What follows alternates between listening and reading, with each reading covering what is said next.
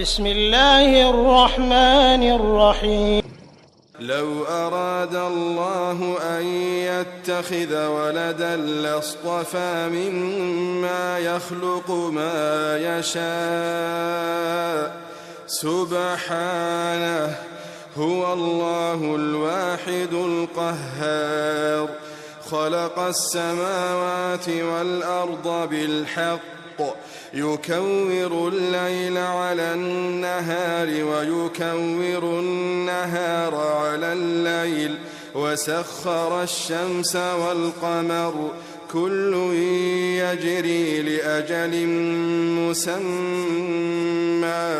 ألا هو العزيز الغفار خلقكم من نفس واحدة ثم جعل منها زوجها. السلام عليكم ورحمة الله وبركاته. الحمد لله وحده والصلاة والسلام على من لا نبي بعده وعلى آله وصحبه ومن تبع رشده.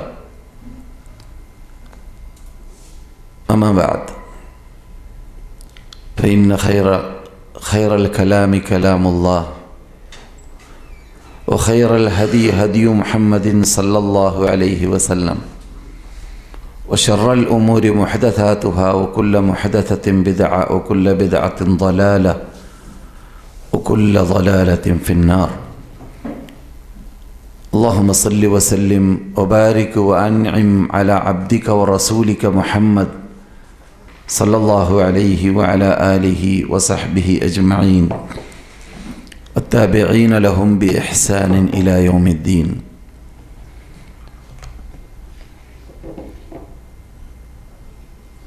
أعوذ بالله من الشيطان الرجيم. من كان يريد العاجلة عجلنا له فيها ما نشاء لمن نريد ثم جعلنا له جهنم يصلاها مذموما مدحورا ومن أراد الآخرة وسعى لها سعيها وهو مؤمن فأولئك كان سعيهم مشكورا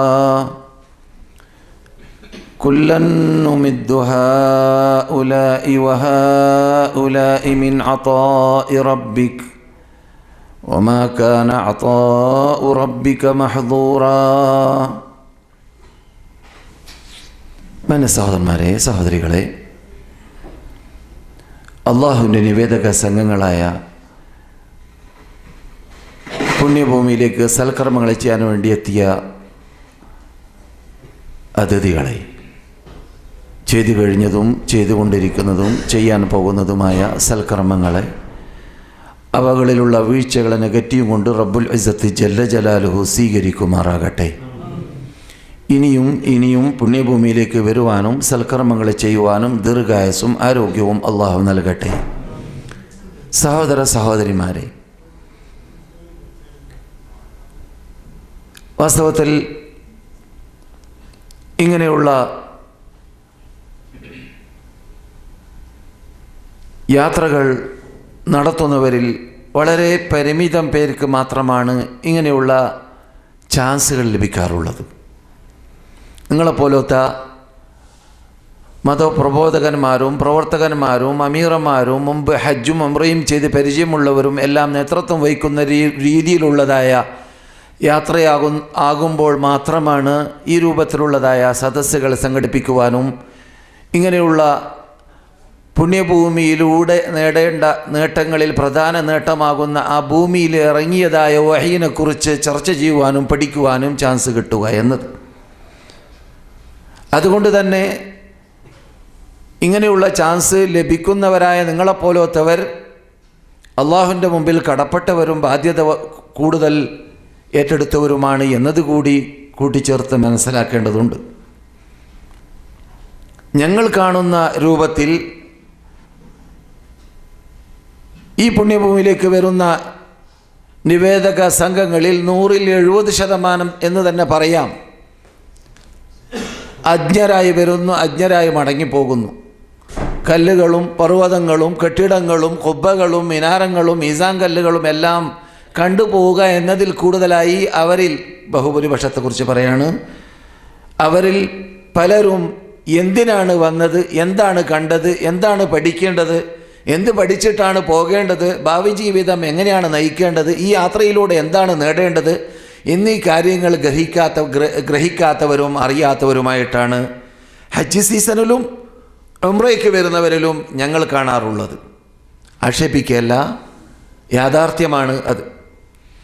അതുകൊണ്ട് തന്നെ ഈ യാത്ര ശരിക്കും നിങ്ങൾ ഉപയോഗപ്പെടുത്തണം എന്നതാണ് ചുരുക്കം. ചാൻസ് ഇപ്പോൾ ലഭിച്ചല്ലോ, ഇനിയും ലഭിക്കുമല്ലോ എന്നത് തോന്നിപ്പോകരുത്. ലഭിച്ചത് ശരിയാണ്, ലഭിക്കുമോ അല്ലാഹു ആലം. ഞങ്ങളെ സംബന്ധിച്ചിടത്തോളം ഞാൻ സാധാരണ ക്ലാസ്സുകളിൽ പറയാറുണ്ട്, കഴിഞ്ഞ കൊല്ലം ഹജ്ജ് ചെയ്തവരെ നാം ഇക്കൊല്ലം കാണാറില്ല, കഴിഞ്ഞ കൊല്ലം ഉംറയ്ക്ക് വന്നവരെ ഇക്കൊല്ലം ഉംറയ്ക്ക് വരുന്നതായി കാണാറില്ല.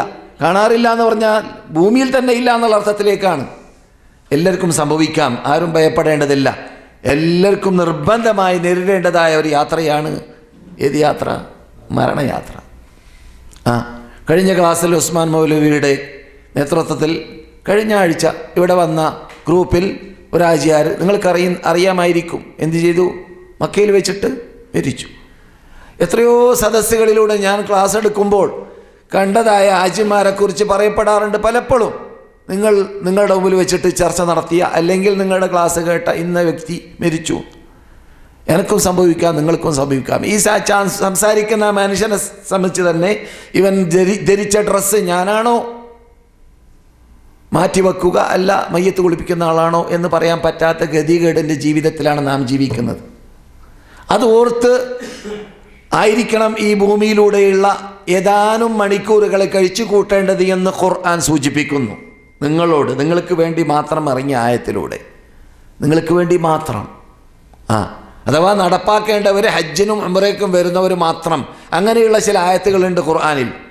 അത് മറ്റുള്ളവർക്ക് നടപ്പാക്കാൻ പറ്റില്ലല്ലോ. ലോകത്തിൽ ഒരു കാബയേ ഉള്ളൂ, ലോകത്തിലൊരു സഫയേ ഉള്ളൂ, ഒരു മറുവയേ ഉള്ളൂ, ഒരു ഹജറുൽ അസ്വദേ ഉള്ളൂ, ഒരു മഖാം ഇബ്രാഹിമേ ഉള്ളൂ, ലോകത്തിൽ ഒരു അറഫയേ ഉള്ളൂ, മുസ്ദലിഫയേ ഉള്ളൂ, മിനയേ ഉള്ളൂ. അതുകൊണ്ട് തന്നെ ഈ ചിഹ്നങ്ങളിലേക്ക് നിങ്ങളിരിക്കുന്ന നാട്ടിലുള്ള മസ്ജിദ് നബവി ലോകത്തിൽ ഒന്നേ ഉള്ളൂ.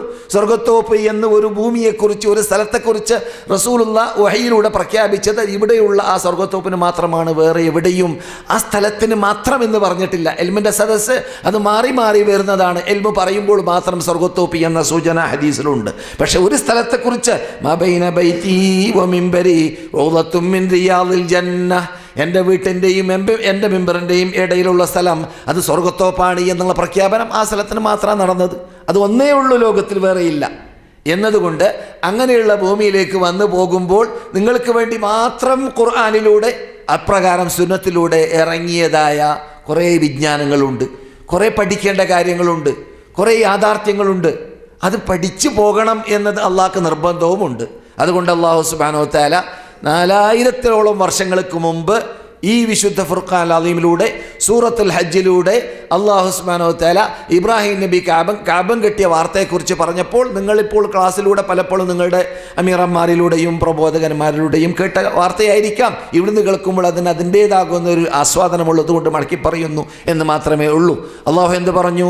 നിങ്ങൾ വിളിക്കണം, ക്ഷണിക്കണം. ക്ഷണിച്ചു കഴിഞ്ഞാൽ ലോകത്തിന് നാനാതുറകളിൽ നിന്നിട്ടും മുക്കിൽ നിന്നിട്ടും മൂലയിൽ നിന്നിട്ടും ഈ പുണ്യഭൂമിയിലേക്ക് അവർ തടിച്ചു ചെല്ലും. അല്ലേ? അതൊക്കെ നിങ്ങൾ കേട്ട ഭാഗമാണ്. എന്തിനാണ്? ലിയശ്ഹദൂ മനാഫിഅ ലഹും. അവർ അഥവാ നിങ്ങൾ എന്ത് വേണം? കണ്ടുപഠിക്കണം. ലിയശ്ഹദൂ എന്ന് പറഞ്ഞാൽ വാള് കേൾക്കലല്ല, ഫിലിം കാണലല്ല, പുസ്തകം വായിക്കലല്ല, ലേഖനം വായിക്കലല്ല, കഥ പറയലല്ല, ഒന്നുമല്ല. കണ്ണുകൊണ്ട് കണ്ട് കഅബയ്ക്ക് ദൃക്സാക്ഷിയാവുക, അള്ളാഹിൻ്റെ ചിഹ്നങ്ങൾക്ക് ദൃക്സാക്ഷിയാവുക. ഇതൊരു മഹാനേട്ടമാണ്, എല്ലാവർക്കും ലഭിക്കാറില്ല. അറബി പഴമൊഴി പറയാറുണ്ട്, കണ്ടവനെ പോലെയല്ല കേട്ടവൻ എന്ന്. അത് പച്ചപരമാർത്ഥമാണ്. അപ്പോൾ നേരിട്ട് കാണുക എന്നതിന് പ്രത്യേകതയുണ്ട്. ഷഹീദ എന്ന വാക്കിന് അറബി ഭാഷയിൽ അർത്ഥം തന്നെ ദൃക്സാക്ഷിയാവുക എന്നതാണ്.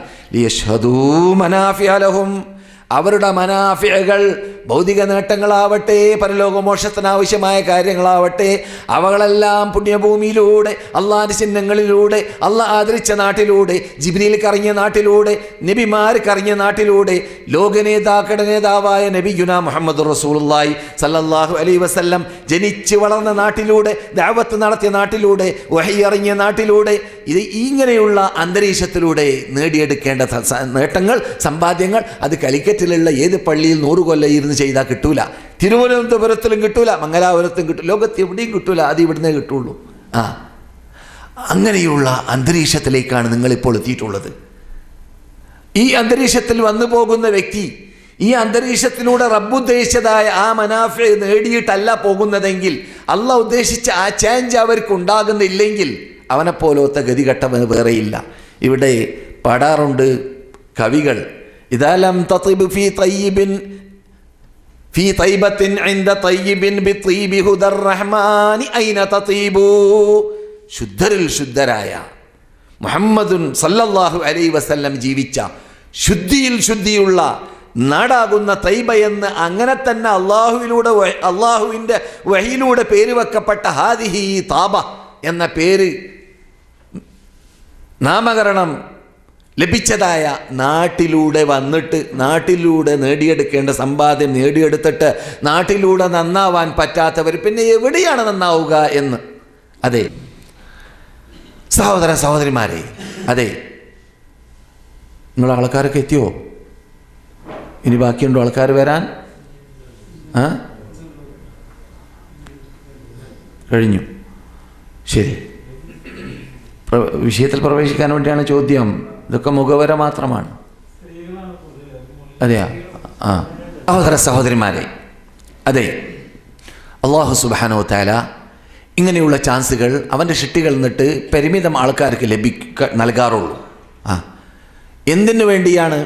ഒന്നിരിക്കലോ ഈ യാത്രയിലൂടെ അള്ളാഹ് ഉദ്ദേശിച്ച ലക്ഷ്യത്തിലേക്ക് അവരെത്തട്ടെ, അല്ലെങ്കിൽ അവർക്ക് ഹുജ്ജത്ത് സ്ഥാപിച്ച് അവരെ വിടട്ടെ എന്നാണ് അള്ളാഹിൻ്റെ തീരുമാനം. അവർക്ക് തെളിവ് നിരത്തിവെച്ച് കാണേണ്ടത് കണ്ടു, കേൾക്കേണ്ടത് കേട്ടു, പറയേണ്ടത് പറഞ്ഞു, പഠിക്കേണ്ടത് പഠിക്കാൻ ചാൻസും കിട്ടി. ഇനി അവരെന്ത് കാട്ടുന്നു എന്ന് പരിശോധിക്കാൻ വേണ്ടി. അതുകൊണ്ട് തന്നെ ഇവിടെ വന്ന് നാട്ടിലേക്ക് മടങ്ങിപ്പോയ ശേഷം, താമസ സ്ഥലത്തേക്ക് മടങ്ങിപ്പോയ ശേഷം, ഇവിടെ നിന്ന് അവർ പറഞ്ഞ വാക്കിലൂടെ, ചെയ്ത പ്രവർത്തനത്തിലൂടെ പഠിക്കേണ്ട തത്വത്തിലേക്ക് എത്താതെയാണ് ഭാവി ജീവിതം നയിക്കുന്നതെങ്കിൽ അവൻ റബ്ബിൻ്റെ അടുക്കിലേക്ക് എത്തിക്കഴിഞ്ഞാൽ നമുക്കങ്ങനെയാണ് കണ്ട് പരിചയം. എന്ത്? വാല് കുഴലിട്ടതുപോലെ, കുഴൽ വലിക്കുമ്പോൾ വാല് വളയും. എത്രത്തോളം ചില ഹാജിമാരുടെ പേര് തന്നെ അറിയപ്പെടുന്നു പലിശ ഹാജി, റാക്ക് ഹാജി, കള്ളാജി, ടാക്കീസ് ഹാജി എന്നൊക്കെ. ഇത് പുണ്യഭൂമിയിലേക്ക് ചെന്ന ശേഷം ഇന്റർനാഷണൽ തട്ടിപ്പുകാരനായി മാറുന്നവർ, നിങ്ങളെക്കുറിച്ചല്ല. അങ്ങനെയുള്ള ലോകത്തിലാണ് നാം ജീവിക്കുന്നത്. ചേഞ്ച് ഉണ്ടാവുന്നില്ല എന്നർത്ഥം. ഒരു വെറും സർക്കിറ്റാക്കി മാറ്റി, വെറും സ്ഥലം കണ്ടു പോവുക എന്നതാക്കി മാറ്റി പോകുന്നവരെയും നാം കാണാറുണ്ട്. ഞാൻ വേദന കൊണ്ട് പറയണം കേട്ടാ, ഒരു ആചാര്യ ഒരു സദസ്സിൽ വെച്ചിട്ട് പറഞ്ഞു, നിങ്ങൾ ക്ഷീണം മാറാൻ വേണ്ടി പറയാണ്, ഞാനിവിടെ വന്നത് എൻ്റെ കുട്ടിക്ക് എന്തോരു നിർബന്ധം, എന്നെ കൊണ്ട് അജയിപ്പിക്കണം, അങ്ങനെ മൂപ്പര് ഡ്രാഫ്റ്റ് അയച്ചത് കൊണ്ട് ഞാൻ വന്നതാണെന്ന്, മൂപ്പർക്ക് ആവശ്യമില്ല എന്ന്. അങ്ങനെ വരെ പറയുന്നവരെ കണ്ട് വേദനിച്ച ഞങ്ങൾക്ക് പലതും പറയാനുണ്ട്. സഹോദരന്മാരെ, ശ്രദ്ധിക്കണം. ഈ ഭൂമിയിൽ കാണുന്നത് ആദ്യം മനസ്സിലാക്കുക, ഇവിടെ ജീവിക്കുന്നവർ സഹാബാക്കളല്ല. ഇവിടെ ജീവിക്കുന്നവർ എന്നെ പോലത്തെ, നിങ്ങളെപ്പോലത്തെ സാധാരണ മനുഷ്യന്മാരാണ്. അറബികളാണെങ്കിലും അനറബികളാണെങ്കിലും എന്തുണ്ട്, തെറ്റുകൾ ആരിൽ നിന്നിട്ടും വരാൻ സാധ്യതയുണ്ട്. അതുകൊണ്ട് മാതൃക നിങ്ങൾ കാണേണ്ടത് ആദർശത്തിലൂടെയാണ് എന്നല്ലാതെ ജനങ്ങളിലൂടെയല്ല. ജനങ്ങൾ എന്ത് കാട്ടി? അങ്ങനെയും ചിലർ ചെയ്തു. വീട്ടിലേക്ക്, നാട്ടിൽ ദിശില്ലാത്ത ആൾ, ചവറ്റുകൊട്ടയില്ലാത്ത ആൾ വീട്ടിൻ്റെ മീത് ചവറ്റുകൊട്ട കയറ്റി വെച്ചു. എന്തിനാണ്? മക്കയിൽ കണ്ടു, മദീനയിൽ കണ്ടു എന്ന് പറഞ്ഞുകൊണ്ട്. സുബ്ഹാനല്ലാഹ്, ഇവിടെ മക്കയിലും മദീനയിലും ഇവിടെ ദശക്കണക്കിന് ഇസ്ലാമിക ചാനലുകളുണ്ട്. ഇന്ത്യയിൽ അതുണ്ടോ? കേരളത്തിൽ അതുണ്ടോ? ഇല്ല. അതുകൊണ്ട് നല്ല രൂപത്തിൽ മനസ്സിലാക്കണം. ചില കാര്യങ്ങൾ മനസ്സിലാക്കുമ്പോൾ സഹോദര സഹോദരിമാരെ, അല്ലാഹു സുബ്ഹാനഹു വ തആല ആദരിച്ച, ബഹുമാനിച്ച, അള്ളാഹുവിൻ്റെ സ്വർഗലോകത്തിലേക്ക് മുൻപന്തിയിൽ ഏത് ഉമമുകൾ, ഏത് സമൂഹങ്ങൾ പ്രവേശിക്കുന്നതിന് മുമ്പായി പ്രവേശിപ്പിക്കണമെന്ന് അള്ളാഹ് സെലക്ട് ചെയ്ത ഏറ്റവും ഉത്തമ സമുദായമായ അള്ളാഹ് സൃഷ്ടിച്ച സൃഷ്ടികളിൽ, പ്രത്യേകിച്ച് ആദമിൻ്റെ സന്തതികളിൽ ഉത്തമ സമുദായമെന്ന് ഖുർആൻ പേര് വെച്ച ഒരു വിഭാഗത്തെ ജീവിക്കാൻ വേണ്ടി അള്ളാഹ് സെലക്ട് ചെയ്ത നാട്ടിലേക്കാണ് നിങ്ങൾ എത്തിയിട്ടുള്ളത്. കുന്തും ഖൈറ ഉമ്മ, നിങ്ങൾ ഉത്തമ സമുദായമാണ്. ഖുർആൻ റസൂൽ പറയുന്നു, ഖൈറുന്നാസി ഖർനി, എൻ്റെ കാലഘട്ടക്കാരാണ് ഉത്തമ സമുദായം. അങ്ങനെയുള്ള ഉത്തമ സമുദായം ലോകത്തിൽ ആദമിൻ്റെ സന്തതികളിൽ അന്ത്യം വരെ ജീവിക്കുന്നവരിൽ ഉത്തമർ ജീവിച്ചതായ നാട്ടിലാണ് നിങ്ങളിപ്പോൾ ഇരിക്കുന്നത്. അതുകൊണ്ട് തന്നെ നിങ്ങൾക്ക് സ്വർഗത്തിൽ പോകണമെന്ന് പൂതിയുണ്ടെങ്കിൽ നിങ്ങൾ ഇച്ഛിക്കും പോലെ, നിങ്ങൾ ആഗ്രഹിക്കും പോലെ, നിങ്ങൾക്ക് തോന്നിയതുപോലെ നിങ്ങൾ ജീവിച്ചാൽ സാധിക്കുന്നതല്ല. പിന്നെയോ ഉത്തമ സമുദായം ജീവിച്ചതുപോലെ നിങ്ങൾ ജീവിക്കണമെന്ന തത്വമാണ് ഈ ഖുർആനിലൂടെ ഈ നാട്ടിലേക്ക് വരുന്നവരും വരാത്തവരും പഠിക്കാൻ വേണ്ടി ഇറങ്ങിയതായ ആയത്തിലൂടെ ശാസിക്കുന്നതും പഠിപ്പിക്കുന്നതും. അത് ഉൾക്കൊള്ളുക എന്നത് പ്രധാന പോയിന്റാണ്, പ്രധാന ഭാഗമാണ്. ഇവിടെ വന്ന് പോകുന്നവരെ സംബന്ധിച്ചിടത്തോളം, മദീനയിൽ വന്നു പോകുന്നവർ മദീന കണ്ട ശേഷം സ്വർഗത്തോപ്പ് എന്ന ആ ലോക മുസ്ലിങ്ങളുടെ മദ്രസ, യൂണിവേഴ്സിറ്റി, പാർലമെന്റ്, അസംബ്ലി, കോളേജ്, ദർസ്, പള്ളി എല്ലാം ആയിരുന്ന നീണ്ട പട്ടികയാണത്. ഇങ്ങനെ സ്വർഗത്തോപ്പിലിരിക്കുമ്പോൾ ചിലപ്പോൾ നിങ്ങളെപ്പോലത്തെ നിവേദക സംഘങ്ങൾക്ക് ആഗ്രഹം ഒന്ന് അവിടുന്ന് 2 റക്അത്ത് നിസ്കരിച്ച് കിട്ടണം. നല്ലതാണ്, നിസ്കരിച്ചാലോ, നിസ്കരിച്ച് 2 റക്അത്തിന്റെ കൂലി കിട്ടും. അത് തിക്കും തിരക്കിലും പെടാത്ത ആൾക്കാരെ ദ്രോഹിക്കാതെ ചെയ്തതാണെങ്കിൽ. പക്ഷേ ആ സ്വർഗത്തോപ്പ് കൊണ്ട് റബ്ബുദ്ദേശിച്ച ലക്ഷ്യത്തിലേക്ക് എത്തുക എന്നതാണ് നിങ്ങളെ ക്ഷണിച്ചു വരുത്തുന്നതിൻ്റെ പിന്നിലുള്ള ഒരു ലക്ഷ്യം. അത് നിങ്ങൾ ഉൾക്കൊള്ളണം. എന്താണത്? സ്വർഗത്തോപ്പാണ് എന്ന് പറഞ്ഞാൽ അദ്വനി തന്നെ പറയുന്നു, നിങ്ങൾക്ക് വേണമോ സ്വർഗം, ഈ സ്ഥലം എന്താണെന്ന് ലോകത്തോട് ഓതുന്നത് അത് പഠിക്കുക. സൂറത്തുൽ ബഖറ, ആല ഇമ്രാൻ, സൂറത്തുൽ നിസാ, സൂറത്തുൽ മാഇദ, നീണ്ട പട്ടികകൾ. അതെ, ഒരു കാലഘട്ടത്തിൽ ആ സ്വർഗത്തോപ്പിന്റെ പരിസരത്തിൽ ഈ തെപ്പനയുടെ ഓല കൊണ്ട് മേഞ്ഞതായ ആ പള്ളിയിൽ അള്ളാഹുവിൻ്റെ ദൂതർ നമസ്കരിക്കാൻ വന്നാൽ മഴയാണ് തട്ടുന്നതെങ്കിൽ മഴ താഴെ വീഴും, കളിമണ്ണിൽ സുജൂദ് ചെയ്യും. അതിൻ്റെ അടയാളം ഞങ്ങൾ കാണും. അപ്പോൾ അവിടെ പ്രശ്നം പള്ളി വികസിക്കലോ പള്ളി നന്നാവലോ അല്ല, പ്രശ്നം അവിടെ ആ സ്ഥാപിക്കപ്പെട്ടതായ സ്ഥാപനത്തിൻ്റെ ലക്ഷ്യത്തിലേക്ക് എത്തലാണ്.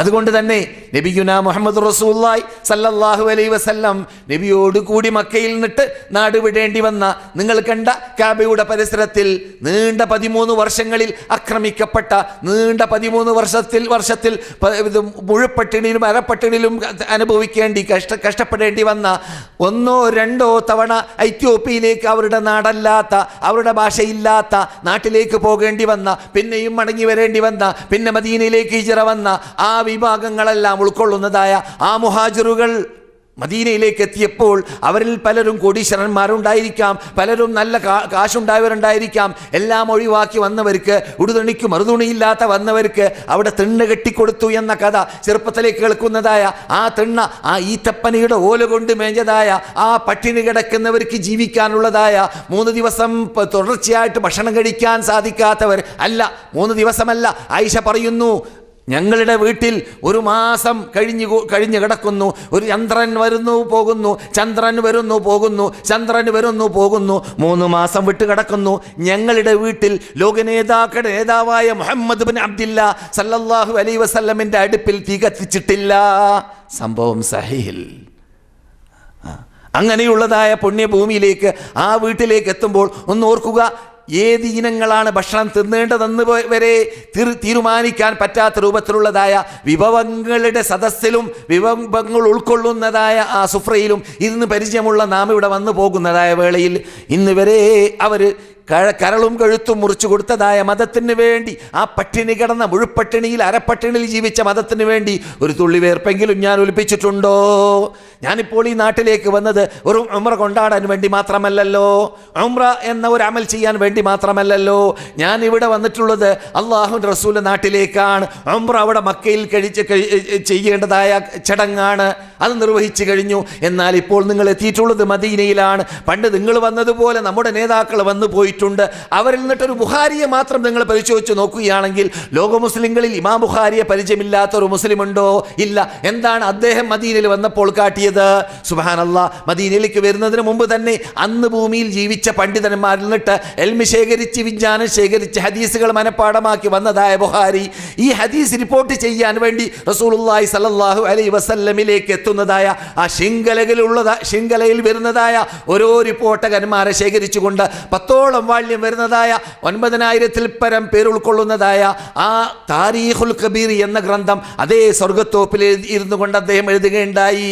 അദ്ദേഹത്തിൻ്റെ ഹിസ്റ്ററിയിൽ കാണുന്നു ഒരു വ്യക്തിയുടെ ഹിസ്റ്ററി, ഒരു റിപ്പോർട്ടകന്റെ ചരിത്രം അദ്ദേഹത്തിന്റെ ഗ്രന്ഥത്തിൽ ആ സ്വർഗത്തോപ്പിൽ ഇരുന്നു കൊണ്ട് എഴുതുന്ന വേളയിൽ അദ്ദേഹം 2 റക്അത്ത് നിസ്കരിച്ചിട്ടായിരുന്നു ചെയ്യാറുണ്ടായിരുന്നത്. 10,000-ഓളം പേരുടെ ഹിസ്റ്ററി എഴുതുന്ന വ്യക്തി അദ്ദേഹം 20,000-ഓളം റക്അത്ത് നിസ്കരിച്ചു എന്നതോടൊപ്പം ലോകത്തിന്റെ മുമ്പിൽ ആര് കളവ് പറയുന്നവരിൽ റിപ്പോർട്ടകന്മാരിൽ, ആര് സത്യം പറയുന്നവരിൽ റിപ്പോർട്ടകന്മാരിൽ, ആരിലൂടെയാണ് ഹദീസ് സ്വീകരിക്കേണ്ടതെന്ന് പഠിക്കാനുള്ളതായ ആ തറവാകി പോയതാണ് മഹാനായ ഇമാം ബുഖാരി. മദീന യാത്രയിലൂടെ ഒരു വ്യക്തിയെക്കുറിച്ചാണ് ഞാൻ പറഞ്ഞത്. ലോക പ്രശസ്തനെ ആർജിച്ച സഹാബാക്കളുടെ ഇരിക്കട്ടെ, ലോക പ്രശസ്തനായ നമുക്കേവർക്കും കേട്ടുപരിചയമുള്ള 4 മദ്ഹബിന്റെ ഇമാമിങ്ങളിൽ ഒരു ഇമാമായ ഇമാമു ദാറുൽ ഹിജ്റ, മദീനയാകുന്ന റസൂൽ ഹിജ്റ പോയ നാട്ടിൻ്റെ ഇമാം, ആ ഇമാം ഈ നാട്ടുകാരനായിരുന്നു. അദ്ദേഹം ഇവിടുത്തെ ഖാദിയായിരുന്നു, ഖതീബായിരുന്നു, മുദരിസായിരുന്നു, എല്ലാമായിരുന്നു. അങ്ങനെയുള്ള ഇമാമു ദാറുൽ ഹിജ്റ മദീനത്തെ പള്ളിയിൽ നിന്നിട്ട് ക്ലാസ് എടുക്കുന്ന വേളയിൽ ഖാല സാഹിബു ഹാദൽ ഖബർ എന്നാണ് ക്ലാസ് എടുക്കുമ്പോൾ പറയുക. ഈ ഖബറിൻ്റെ ഉടമ പറഞ്ഞു സല്ലല്ലാഹു അലൈഹി വസല്ലം. അങ്ങനെ ക്ലാസ് എടുത്ത് ലോകത്തിൻ്റെ മുമ്പിൽ ഈ മതത്തെ ക്ലിയറായി പ്രചരിപ്പിക്കാൻ വേണ്ടി പരിശ്രമിച്ച ഹദീസിൻ്റെ ആദ്യ ഗ്രന്ഥമായി ക്രോഡീകരിക്കപ്പെട്ട ഗ്രന്ഥമായി അറിയപ്പെടുന്ന അൽ മുവത്ത എന്ന ഗ്രന്ഥത്തിനുടമയായ ഇമാം ഈ നാട്ടുകാരനാണെന്ന് നാം പരിചയപ്പെടുമ്പോൾ, അതെ, ഈ നാടിനെ ഈ നാട്ടിലൂടെ നേടിയെടുത്തവർ, സമ്പാദിച്ചവർ എന്ത് സമ്പാദിച്ചു, എന്ത് നേടി, എന്ത് കാട്ടി എന്നതിലേക്ക് എത്താൻ സാധിക്കും. അപ്പോഴാണ് നമ്മുടെ പ്രവർത്തനത്തിലുള്ള വീഴ്ചബോധം നമുക്ക് മനസ്സിലാക്കാൻ സാധിക്കുക. നാം ഒന്നും കാട്ടിയിട്ടില്ല, നാം ഒന്നും ചെയ്തിട്ടില്ല, അവർ ചെയ്തതിൻ്റെ മുമ്പിൽ എന്നത് മനസ്സിലാക്കാൻ സാധിക്കുക. അപ്പോൾ ഒരു ഉംറ ചെയ്യൽ മാത്രമല്ല, ഒരു ഹജ്ജ് ചെയ്യൽ മാത്രമല്ല, 5 വക്ത് നിസ്കരിക്കൽ മാത്രമല്ല, വേറെ പലതും ചെയ്യാനുണ്ട്, പലതും കാട്ടാനുണ്ട്. ഈ മതത്തിൻ്റെ നിലനിൽപ്പിന് വേണ്ടി, ഈ ആദർശത്തിൻ്റെ പ്രചരണത്തിന് വേണ്ടി എന്നതുകൂടി നാം മനസ്സിലാക്കേണ്ട ഭാഗമാണ്. മദീനയിലൂടെ, മദീന മണ്ണിലൂടെ, മദീന അന്തരീക്ഷത്തിലൂടെ, അതെ, നല്ല നീണ്ട പട്ടികകൾ നിരത്തി വെച്ചതായ ഈ നാട്ടിലേക്ക് എത്താൻ ചാൻസ് കിട്ടിയവരെ ഞാൻ ചോദിക്കട്ടെ, ഉഹദ് പർവ്വതം നിങ്ങൾ കണ്ടു കാണും, അല്ലെങ്കിൽ കാണാൻ പോകും. ബുഖാരിയിലൂടെ, മുസ്ലിമിലൂടെ, ഹദീസ് ഗ്രന്ഥത്തിലൂടെ നമുക്ക് പഠിക്കാനും കേൾക്കാനും സാധിക്കുന്നു. റസൂലിന് മദീനയോട് അങ്ങേയറ്റം സ്നേഹമായിരുന്നു. മദീനയിൽ വന്ന ശേഷം, മക്ക കഴിഞ്ഞാൽ മദീനയിൽ വന്ന ശേഷം റസൂലുള്ളാഹി സ്വല്ലല്ലാഹു അലൈഹി വസല്ലം യുദ്ധത്തിനോ അല്ലെങ്കിൽ ഹജ്ജിനോ ഉംറയ്ക്കോ അല്ലാതെ ഇവിടെ നിന്ന് പോകാറില്ല. ഹജ്ജ്, ഉംറ, യുദ്ധം, ഈ 3 കാര്യത്തിനല്ലാത്ത 4ാമത്തെ ആവശ്യത്തിന് റസൂലുള്ളാഹി എന്ത് ചെയ്തിട്ടില്ല? മദീനയിൽ വന്ന ശേഷം പോയിട്ടില്ല. അങ്ങനെയുള്ള പോക്കിൽപ്പെട്ട ഒരു പോക്ക് തന്നെ, നീണ്ട പോക്കുണ്ടായത് തബൂക്കിലേക്കായിരുന്നു. എവിടേക്ക്? തബൂക്കിലേക്ക് 50ഓളം ദിവസം. മടങ്ങി വരുമ്പോൾ റസൂലുള്ളാഹി സ്വല്ലല്ലാഹു അലൈഹി വസല്ലമിൻ്റെ മദീനയോടുള്ളതായ സ്നേഹം, മദീന ലോകത്തിന് സമർപ്പിച്ചതായ ആദർശത്തോടുള്ള സ്നേഹമാണത്. ആ ഖുർആനോടുള്ള സ്നേഹമാണ്, ആ ഇസ്ലാമിനോടുള്ള സ്നേഹമാണ്, ആ സുന്നത്തിനോടുള്ള സ്നേഹമാണ്. റസൂൽ ദൂരെ നിന്ന് മദീന കാണുമ്പോൾ പറയുന്നു ഹാദിഹി താബ, അത് മദീന കാണാൻ ആരംഭിച്ചു, അതാണ് മദീന. വളരെ ദൂരം, 800-700-ൽ പരം കിലോ അകലെ ചുട്ടുപഴുത്ത മദീനയുടെ ചൂടൊക്കെ 54-56 ഡിഗ്രിയൊക്കെയാണ് ചൂട് വരുമ്പോൾ ഇവിടെ ഉണ്ടാവുക. മനസ്സിലായില്ലേ? അത്രയും ചുട്ടുപഴുത്തതായ വെയിലുള്ള സമയത്താണ് തബൂക്ക് യുദ്ധം നടന്നിരുന്നത്. ദൂരെ നിന്ന് ഹാദി താബ, പിന്നെ പർവ്വതം അടുത്ത് കാണുന്നു. ഉഹദ് പർവ്വതം കാണാൻ ആരംഭിച്ചപ്പോൾ പറയുന്നു ഹാദാ ഉഹദുൻ ജബലുൻ യുഹിബ്ബുനാ വ നുഹിബ്ബുഹു, അത് ഉഹദ് പർവ്വതമാണ് കാണുന്നത്, നമ്മെ സ്നേഹിക്കുന്നു, നാം അതിനെ സ്നേഹിക്കുന്നു. ഒരു ആലങ്കാരിക പദമായിട്ട് നമുക്ക് തോന്നുമെങ്കിലും റസൂൽ നമുക്ക് പാഠം പഠിപ്പിക്കാൻ വേണ്ടി തന്നെയാണ് അത് പറഞ്ഞു പോയതെന്ന് മനസ്സിലാക്കണം. മദീന സന്ദർശിക്കാൻ ചാൻസ് കിട്ടിയ സഹോദര സഹോദരിമാരെ, ഞാൻ ചോദിക്കട്ടെ, മദീനയിൽ നിന്നിട്ട് നാട്ടിലേക്ക് എത്തിക്കഴിഞ്ഞാൽ ആരെങ്കിലും നിങ്ങളോട് ചോദിച്ചു എന്താ നിങ്ങൾക്ക് മദീന പഠിപ്പിച്ചത്, അല്ലെങ്കിൽ നിങ്ങൾ മദീനയിൽ നിന്നിട്ട് പഠിച്ചത് എന്താ? റസൂലുള്ളാഹിന്റെ നാട് മക്കയല്ലേ? റസൂലുള്ള ജനിച്ചത് മക്കയല്ലേ, 40 കൊല്ലം കഴിച്ചു കൂട്ടിയത് മക്കയിലല്ലേ. ഈ ഇസ്ലാം മതത്തിൻ്റെ പ്രബോധനമാകുന്ന തൗഹീദിൻ്റെ തൗഹീദിൻ്റെ ആ വിജയ പതാക പറപ്പിക്കാൻ വേണ്ടി റസൂൽ ആരംഭിച്ചിടം മുതൽ 13 കൊല്ലം താമസിച്ചത് മക്കയിലല്ലേ. മക്കയാണ് റസൂലുള്ളാഹിന്റെ നാട്. അങ്ങനെയുള്ള സ്വന്തം ജന്മഭൂമിയാകുന്ന നാട്ടിൽ നിന്നിട്ട് റസൂലുള്ള ഈ വിശുദ്ധ ഭൂമിയിലേക്ക് എത്തിയപ്പോൾ നിങ്ങൾക്ക് കേട്ട് പരിചയമുണ്ട്. കഥയിൽ എന്താണ്, ചരിത്രത്തിൽ അങ്ങനെയാണ് പറയപ്പെടുന്നത്. റസൂലുള്ള വന്നപ്പോൾ ഇവിടെയുള്ളവർ പാട്ടുപാടി ദപ്പുമുട്ടിപ്പാട്ട് പാടി ഇവിടെയുള്ള ചെറിയ ചെറിയ പെൺകുട്ടികളും അതുപോലെ ഇവിടെയുള്ള ജനങ്ങളും റസൂലുള്ളാഹിനെ സ്വീകരിക്കാൻ വേണ്ടി പുറപ്പെട്ട വാർത്ത. അക്കൂട്ടത്തിൽ ചരിത്രത്തിൽ കാണുന്നു 2 തവണ റസൂലുള്ളാഹി സ്വല്ലല്ലാഹു അലൈഹി വസല്ലം ഈ മദീനയിൽ കടന്നു വന്നപ്പോൾ ചൊല്ലിയിട്ടുണ്ട് മദീനക്കാർ പദ്യം. ഒന്ന് റസൂലുള്ളാഹി മദീനയിലേക്ക് ഹിജറ വന്ന വേളയിൽ, മറ്റൊന്ന് റസൂലുള്ളാഹി സ്വല്ലല്ലാഹു അലൈഹി വസല്ലം തബൂക്ക് യുദ്ധം കഴിഞ്ഞ് മടങ്ങി വന്ന വേളയിൽ. പരിചയമുള്ള പദ്യമാണ്, നിങ്ങൾക്കറിയാം. തലഅൽ ബദ്റു അലൈന മിൻ തനിയാത്തിൽ വദാഇ വജബ ശുക്രു അലൈന മദാ ലില്ലാഹി ദാഇ അയ്യുഹൽ മബ്ഊസു ഫീന ജിഅത ബിൽ അംരിൽ മുതാഇ ജിഅത ശറഫ്തൽ മദീന മർഹബൻ യാ ഖൈറ ദാഇ. എന്തേ റസൂലുള്ളാഹിന്റെ നാടല്ലാത്ത നാട്ടിലേക്ക് ഒരു നിമിഷം പോലും നുബുവത്ത് കിട്ടിയ ശേഷം, അടിവരയിടുക, ഒരു നിമിഷം പോലും നുബുവത്ത് കിട്ടിയ ശേഷം കാലുവെക്കാത്ത നാട്ടിലേക്ക് റസൂലുള്ള നാട്ടിലേക്ക് എത്തുമ്പോൾ ഇപ്പറഞ്ഞ 40 കൊല്ലം ജീവിച്ച നാട്ടിൽ അമീൻ എന്ന ആ നാമകരണം ചെയ്യപ്പെട്ട നാട്ടുകാരാണ് നാട് കടത്തുന്നത്. ആ നാട്ടുകാരാണ് ബഹിഷ്കരിക്കുന്നത്, ആ നാട്ടുകാരാണ് കല്ലെറിയുന്നത്, ആ നാട്ടുകാരാണ് കൊല്ലാൻ വേണ്ടി വീട് വളയുന്നത്. അങ്ങനെയുള്ളതായ നാട്ടുകാർ നാട് കടത്തുമ്പോൾ ഒരു നിമിഷം പോലും കാലുവെക്കാത്തതായ നുബുവത്തിന്റെ ശേഷം കാലുവെക്കാത്തതായ നാട്ടിലേക്ക് വരുമ്പോൾ എങ്ങനെ അവർ ദപ്പുമുട്ടിപ്പാട് പാടി സ്വീകരിച്ചു? എങ്ങനെ അങ്ങനെയുള്ള ഒരു അന്തരീക്ഷം ഉണ്ടായി? ഇങ്ങനെയുള്ളൊരു ചോദ്യം നിങ്ങളോട് ആരെങ്കിലും നാട്ടിലേക്ക് എത്തി ചോദിച്ചാൽ മറുപടി വേണ്ടേ? അതെങ്ങനെ സംഭവിച്ചു? പരസ്പര വിരുദ്ധമല്ലേ? സ്വന്തം നാട്ടുകാർ നാടുകടത്താം, വിദേശികളായ മദീനക്കാർ സ്വീകരിക്കാം. ഇങ്ങനെയുള്ളതായ ചോദ്യങ്ങൾക്ക് മറുപടി ഇവിടെ ഈ ഭൂമിയിലേക്ക് ആദ്യമായ റസൂലുള്ളാഹി സ്വല്ലല്ലാഹു അലൈഹി വസല്ലം നിങ്ങൾ കണ്ടതായ മിനയിൽ പോയി കണ്ടിരിക്കും. അല്ലേ, നിങ്ങൾ കണ്ടതായ മിനയിൽ വെച്ചിട്ട് രാത്രി നബുവത്തിൻ്റെ 11, 12, 13 വർഷങ്ങളിൽ വളരെ രഹസ്യ സമ്മേളനങ്ങൾ അവിടെ നടന്നതായ വേളയിൽ ഈ മദീനയിലേക്ക് റസൂലുള്ളാഹി സ്വല്ലല്ലാഹു അലൈഹി വസല്ലം സെലക്ട് ചെയ്തുകൊണ്ട് അയച്ചതായ യുവാക്കളുണ്ടായിരുന്നു. അതിൽപ്പെട്ടതാണ് മഹാനായ മുസ്അബ് ഇബ്നു ഉമൈർ, മഹാനായ ഇബ്നു ഉമ്മു മക്തൂബ്, അബ്ദുല്ലാഹി ഇബ്നു ഉമ്മു മക്തൂമി എന്നും അംർ ഇബ്നു ഉമ്മു മക്തൂമി എന്നും അയാളെക്കുറിച്ച് പറയപ്പെടുന്നു. അങ്ങനെയുള്ളവരുടെ മുൻകൂട്ടി കാലേ കൂട്ടി വന്നിരുന്നു. എന്നിട്ട് ഈ നാട്ടിനെ ഈ നാടാക്കി മാറ്റിയത് അവരാണ്. നിങ്ങൾക്കറിയാമോ, മുസ്അബ് മദീനയെ മദീനയാക്കി റസൂലുള്ളാഹിനെ സ്വീകരിക്കാൻ പറ്റുന്ന നാടാക്കി മാറ്റിയതായ ആ വ്യക്തി എത്ര വയസ്സുകാരനായിരുന്നു? പേര് കേൾക്കുമ്പോൾ ഇങ്ങനെ തോന്നുകയാണ് നമ്മൾക്ക് ഒരു 50-60 വയസ്സായി കാണും. അല്ല, 23 എന്നാണ് ചരിത്രം പറയുന്നത്. സുബ്ഹാനല്ലാഹ്, മനസ്സിലായില്ലേ? അപ്പോൾ നിങ്ങൾ ഇരിക്കുന്നതായ മദീനയിലേക്ക് റസൂലുള്ളാഹി സ്വല്ലല്ലാഹു അലൈഹി വസല്ലം 1433 വർഷം മുമ്പുള്ള ഒരു റബീഉൽ അവ്വൽ മാസത്തിലുള്ളതായ ഒരു തിങ്കളാഴ്ച ദിവസത്തിലാണ് നബി മദീനയിലേക്ക് കടന്നു വരുന്നത്. ആ കടന്നു വരുന്നതായ സന്ദർഭത്തിൽ ഈ മദീനക്കാരിൽ നിന്നിട്ട് നല്ലൊരു ശതമാനം ഈ വിശുദ്ധ പ്രസ്ഥാനം, ഈ ആദർശം, ഈ തത്വം ഉൾക്കൊണ്ട് കഴിഞ്ഞിരുന്നു. അതിനുള്ള തറപാകിയതും അതിനുള്ള ചുറ്റുപാടുണ്ടാക്കിയതും ആരായിരുന്നു? ഈ യുവാവിനെ പോലത്തതായ ചിലവർ മാത്രമായിരുന്നു. അങ്ങനെയുള്ള ഈ മദീനയിലേക്ക് റസൂലുള്ളാഹി സ്വല്ലല്ലാഹു അലൈഹി വസല്ലം എത്തിക്കഴിഞ്ഞ ശേഷം ഭീമമായ വിശാലമായ ലോകത്തിൽ ഖിയാമത്ത് നാൾ വരെ നിലനിൽക്കേണ്ടതായ ഈ മതത്തിന് അനിവാര്യമായ നീണ്ട പട്ടികകൾ, നിയമാവലികൾ, വിധിവിലക്കുകൾ, തത്വങ്ങൾ റസൂലുള്ളാഹി സ്വല്ലല്ലാഹു അലൈഹി വസല്ലം ഖുർആനിലൂടെ തിരുസുന്നത്തിലൂടെ നേരത്തെ വെച്ചിട്ടാണ് പോയത്. അങ്ങനെയുള്ള തത്വങ്ങളിൽ പ്രധാന പോയിന്റുകളാണ് ഉഹദ് പർവ്വതത്തിൻ്റെ പരിസരത്തിൽ നടന്ന പോരാട്ടങ്ങളിലൂടെ, ആ മത്സരങ്ങളിലൂടെ ലോകം പഠിച്ചത്. അതുകൊണ്ടാണ് നബി സല്ലല്ലാഹു അലൈഹി വസല്ലം പറയാൻ കാരണം, ഈ പർവ്വതത്തെ നാം സ്നേഹിക്കുന്നു, അത് നമ്മെയും സ്നേഹിക്കുന്നു എന്ന്. സഹോദര സഹോദരിമാരെ, ഞാൻ ചോദിക്കട്ടെ, നമ്മുടെ മുമ്പിൽ ഇപ്പോൾ ഈ വിശുദ്ധ പ്രസ്ഥാനത്തിൻ്റെ പേരിലുള്ളതായ വിധിവിലക്കുകൾ, നിയമാവലികൾ വിട്ടുകിടക്കുമ്പോൾ നാം ഈ നാട്ടിനെ മുമ്പിൽ വെച്ചുകൊണ്ടായിരിക്കണം ചിന്തിക്കേണ്ടത്. ഈ നാട്ടിൽ നടന്നതായ സമർപ്പണം, ആ കരൾ മുറിച്ചു കൊടുക്കൽ, ആ കഴുത്ത് മുറിച്ചു കൊടുക്കൽ, ഇതെല്ലാം എന്തിനു വേണ്ടിയാണ്? അവരോട് പറയുമ്പോൾ അത് കേൾക്കാൻ അവർ തയ്യാറായിരുന്നു. അത്രയും കടുകട്ടിയുള്ള ഈമാനിൻ്റെ ഉടമ അവർ.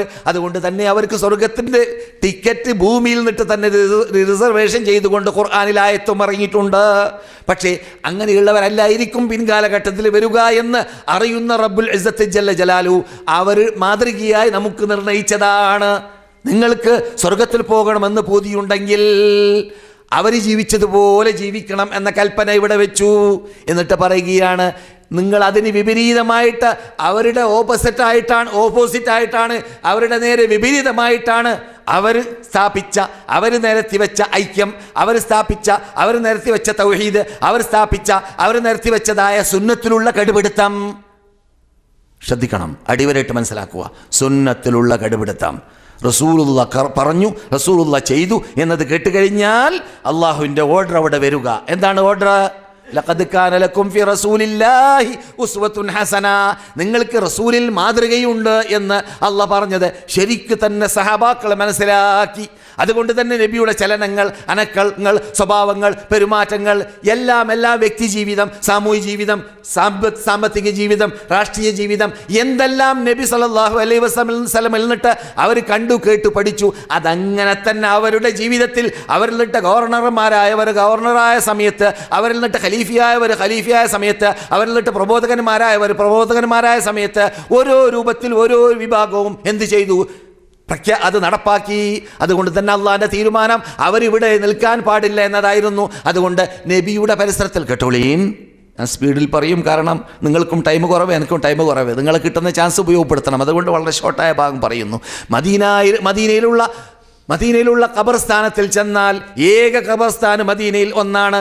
ആ ഖബർസ്ഥാനത്തിൽ നിങ്ങൾ ചെന്നാൽ അവിടെ നിങ്ങൾക്ക് കാണാം, ചരിത്രം പറയുന്നു 10,000-ഓളം സഹാബാക്കളുടെ ഖബർ മാത്രമാണ് അവിടെയുള്ളത്. എത്ര? 10,000.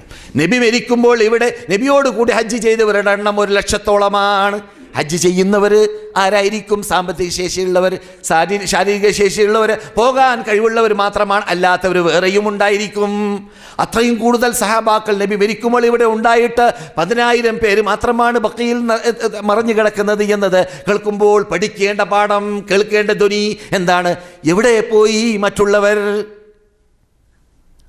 അതിനുള്ള മറുപടി നിങ്ങളാണ്, ഞാനാണ്. എങ്ങനെ ഞാൻ മുസ്ലിമായി, എങ്ങനെ നിങ്ങൾ മുസ്ലിമായി, എങ്ങനെ യൂറോപ്പിലേക്ക് ഇസ്ലാം എത്തി, എങ്ങനെ റഷ്യയിലേക്ക് ഇസ്ലാം എത്തി, എങ്ങനെ ചൈനയിലേക്ക് ഇസ്ലാം എത്തി, എങ്ങനെ ആഫ്രിക്കയിലേക്ക് ഇസ്ലാം എത്തി, എങ്ങനെ ഇന്ത്യയിലേക്ക് ഇസ്ലാം എത്തി എന്നതിന് മറുപടി അവരാണ്. അപ്പോഴാണ് നമ്മുടെ വീഴ്ച നമുക്ക് മനസ്സിലാക്കാൻ പറ്റുക.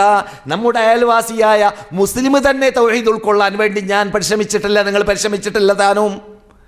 അമുസ്ലിമിൻ്റെ കാര്യം അവിടെ ഇരിക്കട്ടെ. അവർ തീരുമാനിച്ചത് എന്ന് റസൂലുള്ളാഹി സ്വല്ലല്ലാഹു അലൈഹി വസല്ലം അലിയുടെ മുഖം നോക്കി പറഞ്ഞപ്പോഴും മുആവിയോട് പറഞ്ഞപ്പോഴും അവർക്കത് ഓർമ്മയുണ്ട്. റസൂലിനെ ഞാൻ മടങ്ങി വരുമ്പോൾ കാണാതെ വന്നു പോകുമോ എന്നതോർത്ത് കരയുന്നതായ മുആവിയയെ, നിങ്ങൾ മടങ്ങി വരുമ്പോൾ, നിങ്ങൾ യമനിലേക്ക് പോയി പ്രബോധനം ചെയ്ത് മടങ്ങി വരുമ്പോൾ ഞാൻ ഇവിടെ ഇല്ലെങ്കിൽ എന്ന സൂചന കിട്ടിയിട്ട് പോലും മുആവിയ പോകാതിരുന്നില്ല.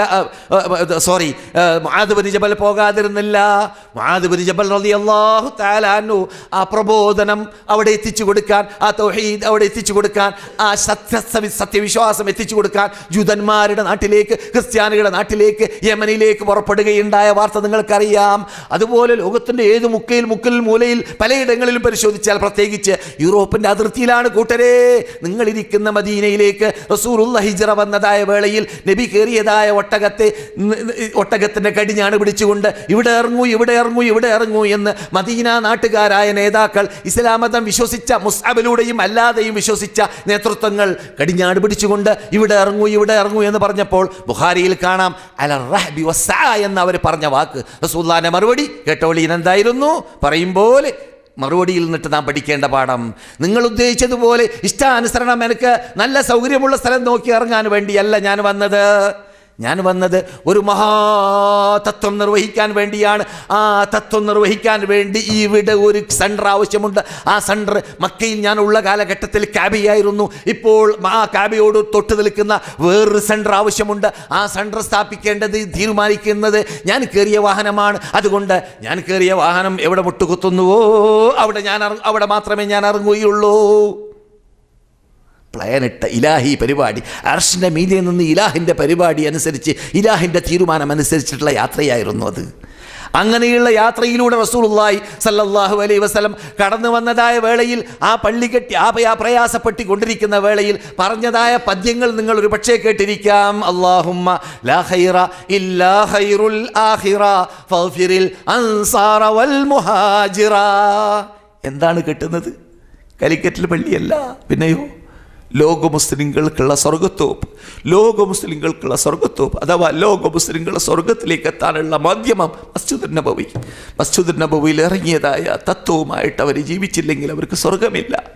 അവർക്ക് സ്വർഗം വേണമെങ്കിൽ മദീനയിൽ വരട്ടെ, വരാതിരിക്കട്ടെ, മസ്ജിദുൻ നബവിയിൽ വെച്ചിട്ട് ലോകം പഠിച്ച തത്വം പഠിക്കണം. അവിടെ പഠിപ്പിക്കപ്പെട്ടത് ആദർശം, തൗഹീദ്, ഏകദൈവ വിശ്വാസം, പ്രാർത്ഥന അള്ളാഹിനോട് മാത്രം, ആരാധന അള്ളാഹ്ക്ക് മാത്രം, ജീവിതം അള്ളാഹ്ക്ക് മാത്രം, മരണം അള്ളാഹ്ക്ക് മാത്രം എന്ന ആ വജ്ഹത്തുവിൻ്റെ തത്വമായിരുന്നു. ഇയ്യാക നഅ്ബുദു വ ഇയ്യാക നസ്തഈൻ്റെ തത്വമായിരുന്നു. അതുകൊണ്ട് ഫാത്തിഹ മക്കയിലും ഇറങ്ങി മദീനയിലും ഇറങ്ങി നിങ്ങൾ കേട്ട് പഠിച്ചതുപോലെ ഒരു പടി അത് തന്നെയാണ് നിങ്ങൾ ചൊല്ലിയതായ തൽബിയത്തിൽ ഉൾക്കൊള്ളുന്ന തത്വം. നിങ്ങൾ ചൊല്ലിയ തൽബിയത്തുണ്ടല്ലോ, ലബ്ബൈക്ക് അല്ലാഹുമ്മ ലബ്ബൈക്ക് എന്ന തൽബിയത്ത്, ആ തത്വം അത് അവിടെ പഠിപ്പിക്കപ്പെട്ടതാണ്. ഇവിടെ വന്ന ശേഷമോ സുബ്ഹാനല്ലാഹ് നീണ്ട കഥകൾ നിങ്ങൾ പഠിച്ചതായിരിക്കാം. ഒന്ന് നമ്മുടെ സഹോദരിമാരെ ആലോചിച്ച് നോക്കുക. അക്കാണുന്ന ഇപ്പോൾ പച്ചക്കുബ്ബയുള്ള റസൂൽ വഫാത്തായിട്ട് 800 കൊല്ലം കഴിഞ്ഞ ശേഷമാണ് ഖാലഊനു സാലിഹിയ എന്നൊരു രാജാവ് അവിടെ പച്ചക്കുബ്ബ സ്ഥാപിച്ചത്. അത് മുമ്പ് ഹലീറയായിട്ട് ഇങ്ങനെ മതിൽക്കെട്ടായി നിൽക്കുകയായിരുന്നു. അതിൻ്റെ അകത്ത് ഉള്ളതായ വീടുകൾ എന്താണത്? ലോക മുസ്ലിങ്ങളുടെ യൂണിവേഴ്സിറ്റി. അതെ, ഫീ ബുയൂതികുന്ന മിൻ ആയാത്തില്ലാഹി വൽ ഹിക്മ. അല്ലയോ റസൂലുള്ളാഹിയുടെ ഭാര്യമാരാകുന്ന നമ്മുടെ ഉമ്മമാരോടാണ് വിളി. നിങ്ങൾ അവിടെ വെച്ചിട്ട് പഠിക്കുക, സ്മരിക്കുക, ഓതുക. എന്ത്? അവിടെ ഇറങ്ങിയ വഹി, അവിടെ ഇറങ്ങിയ ഖുർആൻ, അവിടെ ഇറങ്ങിയ സുന്നത്ത്. ലോകനേതാക്കൾക്ക്, ഖലീഫമാർക്കടക്കം ജഡ്ജിമാരുടെ സ്ഥാനത്ത്, ഖാദിമാരുടെ സ്ഥാനത്ത് വർക്ക് ചെയ്യുകയായിരുന്നു നബി വഫാത്തായ ശേഷം ആ വീട്ടുകാരികൾ. ആര്? ആയിഷ, ഹഫ്സ, ഉമ്മു സലമ, സൈനബ്. സുബ്ഹാനല്ലാഹ്. അങ്ങനെ ഒരു സമൂഹത്തെ അല്ലാഹു സുബ്ഹാനഹു വ തആല സ്പെഷ്യലായി വാർത്തെടുത്തതായിരുന്നു, അതിന് വേണ്ടി സെലക്ട് ചെയ്തതായിരുന്നു. എന്തിന് ആയിഷ എന്ന് ഓറിയന്റലിസ്റ്റുകാർ ചോദിക്കും. എന്താ അപ്പോൾ കല്യാണം കഴിയാത്ത പെൺകുട്ടിയെ മുഹമ്മദ് കെട്ടേണ്ട ആവശ്യം? മുഹമ്മദിന് ഇത്ര വയസ്സല്ലേ എന്നൊക്കെ ചോദിക്കും അലൈഹിസ്സലാം. അവരറിയാമോ ഈ ആയിഷ എന്താ ചെയ്തത് ലോകത്തിൻ്റെ മുമ്പിൽ? സാധാരണ സ്ത്രീകളും ആയിഷയുമായുള്ള വ്യത്യാസം, അറബികളുടെ മുമ്പിൽ ഏറ്റവും കൂടുതൽ അവർ ഇഷ്ടപ്പെടുന്നതായ ഒരു ഭക്ഷണത്തിൻ്റെ പേര് റസൂലുള്ളാഹി സ്വല്ലല്ലാഹു അലൈഹി വസല്ലം പറഞ്ഞു. ആ ഭക്ഷണവും മറ്റു ഭക്ഷണവുമായുള്ള വ്യത്യാസം പോലെയാണ് എന്ന്. വ്യത്യസ്ത വ്യക്തിത്വങ്ങൾ ലോകം കണ്ടവരിൽ നിങ്ങൾ കാണുന്ന നാട്ടിൽ ജീവിച്ചു പോയവർ, അവരുടെ കാലഘട്ടത്തിൽ ജീവിച്ച ഒരു പെണ്ണ്, കറുത്ത പെണ്ണ്, നീഗ്രോ ആണ്. നോക്കൂ, അവർക്കുണ്ടായ മതത്തിലുള്ള വികാരം, അവർ ഈ ഖുർആനിലും സുന്നത്തിലും ഇറങ്ങിയതായ തത്വങ്ങൾ നടപ്പാക്കുന്നതിനുള്ള വികാരം, ആവേശവും ഉന്മേഷവും. നാമും നമ്മുടെ സ്ത്രീകളും ഒരു ചെറിയൊരു താരതമ്യ പഠനം ഒന്ന് നടത്തി നോക്കുക. പെണ്ണ് വന്നിട്ട് റസൂലോട് പറയും, നിങ്ങൾ കേട്ടിരിക്കാം, ബുഖാരിയിലാണ് സംഭവം, റസൂലേ എനിക്ക് അപസ്മാര രോഗമുണ്ട്, നിങ്ങൾ എൻ്റെ രോഗം മാറാൻ വേണ്ടി പ്രാർത്ഥിക്കണം. റസൂലുള്ളാഹി സ്വല്ലല്ലാഹു അലൈഹി വസല്ലം പറഞ്ഞു, ഞാൻ പ്രാർത്ഥിക്കാൻ നിങ്ങളുടെ രോഗം മാറും, പക്ഷേ നിങ്ങൾ ക്ഷമിക്കുകയാണെങ്കിൽ സ്വർഗമുണ്ട്. ആ സഹോദരി പറഞ്ഞു, വേണ്ട വേണ്ട വേണ്ട വേണ്ട, എനിക്ക് സ്വർഗം വേണം, ഞാൻ ക്ഷമിച്ചോളാം. അവർക്ക് വേണ്ടത് സ്വർഗമാണ്, നമുക്ക് വേണ്ട സ്വർഗം. നമുക്ക് വേണ്ട സ്വർഗം, അതെ വേണം, ഞാൻ ക്ഷമിച്ചോളാം എന്നാ പറഞ്ഞത്. നിങ്ങൾ എനിക്ക് വേണ്ടി പ്രാർത്ഥിക്കണ്ട എൻ്റെ രോഗം മാറാൻ. നോക്കൂ, ആ സഹോദരിക്ക് പിന്നെ പറയാനുണ്ടായത് എന്തായിരുന്നു? സുബ്ഹാനല്ലാഹ്, നമ്മുടെ സഹോദരിമാർ പ്രത്യേകിച്ച് കേൾക്കേണ്ട ഭാഗമാണത്. ആ സഹോദരിക്ക് പറയാനുണ്ടായത്, അല്ലാഹ് ഖുർആനിൽ ഇറക്കിയതായ ആയത്തിൽ സ്ത്രീകളോട് മറക്കാൻ പറയേണ്ടതായ ഭാഗങ്ങളിൽ നിന്നിട്ട് ഔറത്തുണ്ടല്ലോ, അന്യപുരുഷന്മാർ കാണാത്ത ഭാഗങ്ങൾ, അത് എനിക്ക് അപസ്മാര രോഗമുണ്ടാകുമ്പോൾ പ്രകടമായി പോകാറുണ്ട്. അങ്ങനെയുള്ള ഔറത്ത് പ്രകടമാകുന്ന ഗതികേടിൽ പെട്ടുപോകാതിരിക്കാൻ വേണ്ടി റസൂല് പ്രാർത്ഥിക്കണം. അതാ ചോദിക്കാനുണ്ടായത്. എൻ്റെ രോഗം മാറാൻ വേണ്ടി പ്രാർത്ഥിക്കേണ്ട, ഞാൻ ക്ഷമിച്ചോളാം, എനിക്ക് സ്വർഗം വേണം എന്നാവശ്യപ്പെട്ട പെണ്ണ് അവിടെ ചോദിച്ചത് എന്താണ്? ആ സ്വർഗം കിട്ടാൻ അനിവാര്യമായ പർദ്ദയ്ക്ക് വിപരീതമായ പർദ്ദ വലിച്ചെറിയുന്ന പദ്ധതി, അത് എൻ്റെ ഈ അപസ്മാര രോഗത്തിലൂടെ ഉണ്ടാവരുത്. എനിക്ക് ആ രോഗം ബാധിച്ചുകൊണ്ട് ഞാൻ നിലം പതിക്കുമ്പോൾ എൻ്റെ ഔറത്ത് പ്രകടമായി പോകരുത്, അന്യപുരുഷന്മാർ കാണാൻ പാടില്ലാത്ത ഭാഗം കാണുന്ന ഗതികേട് ഉണ്ടാവരുത് എന്ന് പ്രാർത്ഥിക്കാൻ വേണ്ടി പറഞ്ഞു. നോക്കൂ, അതാണ് ഈ മദീന പഠിപ്പിക്കുന്ന ചെറിയ ചില്ലറ പാഠങ്ങൾ. റസൂലുള്ളാഹി സ്വല്ലല്ലാഹു അലൈഹി വസല്ലം നമസ്കരിച്ച അതേ മെഹ്റാബ് ആ സ്ഥലം, അതേ സ്ഥലത്ത് തന്നെ ഉമറുൽ ഖത്താബ് നമസ്കരിക്കുമ്പോഴാണല്ലോ അവർക്ക് കുത്തേറ്റത് അല്ലേ? അതറിയാത്തവർ നിങ്ങൾ കൂട്ടത്തിലില്ല. അതെ, ഉമർ സാധാരണ മിമ്പറിൻ്റെ മീതെ കയറി പ്രാർത്ഥിക്കുമ്പോൾ പ്രാർത്ഥിക്കാറുണ്ടെന്നാണ് സഹീൽ കാണുന്നുണ്ട്. എന്ത്? റസൂലേ, അള്ളാഹുവേ എന്നെ നീ എന്ത് ചെയ്യണം? മദീനയിൽ മരിപ്പിക്കണം, പിന്നെയോ ഷഹീദായി മരിപ്പിക്കണം. ഇത് കേൾക്കുമ്പോൾ പലർക്കും സംശയം ഉണ്ടായിരുന്നു, എങ്ങനെ രണ്ടും ഒക്കാന്ന്. ഇത് ഷഹീദായി മരിക്കൽ പോർക്കളത്തിലല്ലേ? ചിലപ്പോൾ പോർക്കളം പുറത്താവാൻ സാധ്യത ഉണ്ടല്ലോ. അപ്പോൾ പോർക്കളത്തിൽ മരിക്കുക, മദീനയിൽ മരിക്കുക, രണ്ടെങ്ങനെ ഒരുമിച്ച് കൂടാന്ന്. അള്ളാഹു ഇഷ്ടപ്പെട്ട് കഴിഞ്ഞാൽ അള്ളാഹിൻ്റെ അടിമകളെ, അള്ളാഹിൻ്റെ ദാസന്മാരെ അവർക്ക് ചോദിച്ചതിനേക്കാളും കൂടുതലാണ് കൊടുക്കുക. ഉമറുൽ ഖത്താബിൻ്റെ പ്രാർത്ഥന മദീനയിൽ മരിക്കണമെന്നായിരുന്നു. അള്ളാഹു സുബ്ഹാനഹു വ തആല എന്ത് ചെയ്തു? മദീനയിൽ ഏറ്റവും ശ്രേഷ്ഠതയുള്ള സ്ഥലമാകുന്ന മദീനയിലുള്ള സ്വർഗത്തോപ്പിൽ, എവിടെയാണ് മദീനയിൽ ഏറ്റവും ശ്രേഷ്ഠതയുള്ള സ്ഥലം? അത് സ്വർഗത്തോപ്പാണ്. ആ സ്വർഗത്തോപ്പിൽ മരിക്കാൻ തീരുമാനിച്ചു. മനസ്സിലായില്ലേ? പിന്നെയോ ഷഹീദായിട്ട് തന്നെ മരിക്കാൻ തീരുമാനിച്ചു, മരിപ്പിക്കാൻ തീരുമാനിച്ചു. ലോകം കണ്ടതാണത്. പക്ഷേ ആ കുത്തേറ്റ് വീണതായ മഹാനായ ഉമർ റളിയല്ലാഹു തആല അൻഹു ചോദിച്ച ചോദ്യങ്ങൾ, എന്നിട്ട് പ്രധാനപ്പെട്ട ചോദ്യം എന്തായിരുന്നു? വയറ് കീറി, കുടൽ പുറത്തായി. ഡോക്ടർമാർ പറഞ്ഞു, അന്നത്തെ ഡോക്ടർമാർ, കുടിക്കുമ്പോൾ പാല് പുറത്തു വരാണ്, ജീവിക്കൂല എന്ന് പറഞ്ഞു. ഇതൊക്കെ കേട്ട ഉമർ ചോദിക്കുന്നു മകനോട്, എന്നെ പൊക്കിയിരുത്തു, ഞാൻ തുടങ്ങി വെച്ച നമസ്കാരം പൂർത്തിയാക്കട്ടെ. എന്താ തുടങ്ങി വെച്ച നിസ്കാരം? സുബഹി നിസ്കാരമാണ്. അത് പൂർത്തിയാക്കാൻ സാധിക്കാത്തതുകൊണ്ട് കുത്തേറ്റപ്പോൾ എന്ത് ചെയ്തു? അബ്ദുറഹ്മാൻ ഇബ്നു ഔഫിനെ മുമ്പിൽ നിർത്തി. എന്നിട്ട് ഉമർ ചികിത്സക്ക് അവിടെ ഇരുന്നു. അങ്ങനെയുള്ള ഉമർ പറയുന്നു, എന്നെ ഒന്ന് കയറ്റി ഇരുത്തു, ഞാനൊന്ന് നിസ്കാരം പൂർത്തിയാക്കട്ടെ. സുബ്ഹാനല്ലാഹ് പറയുകയാണ്, വല്ലാഹി ലാ ഇസ്ലാമ ലിമൻ ലാ സലാത്ത ല, നമസ്കാരമില്ലാത്തവന് ദീനില്ല, നമസ്കരിക്കാത്തവൻ മുസ്ലിമല്ല. പച്ച മലയാളത്തിൽ വല്ലാഹി അള്ളാഹിനെ തന്നെയാണ് സത്യം, നമസ്കരിക്കാത്തവൻ മുസ്ലിമല്ല. 3 തവണ മടക്കി പറഞ്ഞു എന്നാണ്. അങ്ങനെ ഉമർ കുത്തേറ്റുകൊണ്ട് ചോര മരണത്തോട് മല്ലിടുന്ന വേളയിൽ ഒരു യുവാവ് വരുമ്പോൾ അദ്ദേഹത്തിൻ്റെ കാലിൻ്റെ താഴെ വലിക്കുകയാണ് അദ്ദേഹം ധരിച്ച വസ്ത്രം. സഹീലാണ്, ഇതൊക്കെ കെട്ടുകഥയൊന്നുമല്ല. അപ്പോൾ അവിടെയും ശ്രദ്ധിക്കുകയാണ് ആ നീതിമാനായ നേതാവ് എന്ന് ലോകം അംഗീകരിച്ച ഉമർ. ആ കുട്ടിയെ നോക്കിയിട്ട് പറയാണ്, ഇർഫഅ സൗബക ഫഇന്നഹു അൻഖാലി സൗബിക വഅത്ഖാലി റബ്ബിക. യുവാവേ, നീ ആ തുണി അല്പം പൊക്കി ധരിക്കുക, അത് നിന്റെ വസ്ത്രം ക്ലിയർ ആവാനും ഉത്തമമാണ്, നിന്റെ ആത്മ ക്ലിയറിനും ഉത്തമമാണ്, നീ നല്ല മുത്തഖിയായി മാറാൻ നല്ലതാണ്. റസൂലുള്ളാഹിന്റെ കൽപ്പന പാലിക്കൽ കൂടി അതിൽ വരുന്നുണ്ട് എന്ന്. അവിടെ ഒന്നും ബുദ്ധിക്ക് യാതൊരു വിലയുമില്ല എന്ന് പഠിച്ച ഉമർ, ബുദ്ധിയിൽ അതിബുദ്ധിശാലിയായ ഉമർ എവിടെയെങ്കിലും ബുദ്ധിക്ക് വിപരീതമായി പോകുമോ എന്ന് അവിടെ മക്കയിൽ വെച്ചിട്ട് ഖലീഫയായ ശേഷം തവാഫ് ചെയ്യാൻ പോയ ഉമർ, വളരെ ബുദ്ധിമാനായ ഉമർ, ദീർഘദൃഷ്ടിയോടുകൂടി അദ്ദേഹത്തിന് തോന്നി, ബുദ്ധിപൂജകന്മാരും യുക്തിവാദികളും പിൻകാലഘട്ടത്തിൽ വന്നാൽ എന്തിനാ ഇവർ കല്ല് പൂജിക്കുന്നു ചോദിക്കാൻ സാധ്യതയുണ്ട് എന്ന് തോന്നിയതുകൊണ്ട് അദ്ദേഹം ആ കല്ലിന് നോക്കി പറയുന്നു, കല്ല്, എനക്കറിയാം നീ ഒരു സാധാരണ കല്ലാണ്, നിനക്ക് നന്മയോ തിന്മയോ ചെയ്യാൻ സാധിക്കയില്ല, നിനക്ക് ഉറപ്പുണ്ട്. പക്ഷേ ലൗലാ അന്നീ റഅയ്തു റസൂലല്ലാഹി സ്വല്ലല്ലാഹു അലൈഹി വസല്ലമ ഖബ്ബലക മാ ഖബ്ബൽതുക അബദാ, എൻ്റെ കണ്ണിലുണ്ണിയായ നബിയുന മുഹമ്മദ് റസൂലുള്ളാഹി നിന്നെ ചുംബിക്കുന്നതായിട്ട് ഞാൻ കണ്ടിട്ടില്ലെങ്കിൽ ഞാൻ ചുംബിക്കുകയില്ലായിരുന്നേനെ. ഇവിടെ പ്രശ്നം എന്തല്ല, കല്ലോ മണ്ണോ എന്നതല്ല പ്രശ്നം, എൻ്റെ നേതൃത്വം എന്ത് കാട്ടി എന്നതാണ്. നേതൃത്വം കാട്ടിയത് ഞാൻ കാട്ടും. തടി വെച്ചാൽ വെക്കും, വസ്ത്രം പൊക്കിയാൽ പൊക്കും, ചുംബിച്ചാൽ ചുംബിക്കും, കുടിച്ചാൽ കുടിക്കും, കറങ്ങിയാൽ കറങ്ങും, ഓടിയാൽ ഓടും, എറിഞ്ഞാൽ എറിയും, എന്ത് കാട്ടിയാൽ അങ്ങനെ തന്നെ ഞാൻ കാട്ടും. കാരണം അവർ ചെയ്യും പോലെ ചെയ്തില്ലെങ്കിൽ അവിടെ ബുദ്ധി ഉപയോഗിച്ചുകൊണ്ട് എൻ്റെ ബുദ്ധിക്ക് ചോദിച്ചത് ചെയ്യാം, അല്ലാത്ത തള്ളാമെന്ന് ഞാൻ തീരുമാനിച്ചാൽ അവർ പോയ സ്വർഗത്തിൽ എനിക്ക് സുഹബത്ത് കിട്ടുക തന്നെയില്ല, പോകാൻ സാധിക്കുക തന്നെയില്ല എന്ന് ഖുർആൻ പഠിപ്പിച്ച തത്വമാണ്.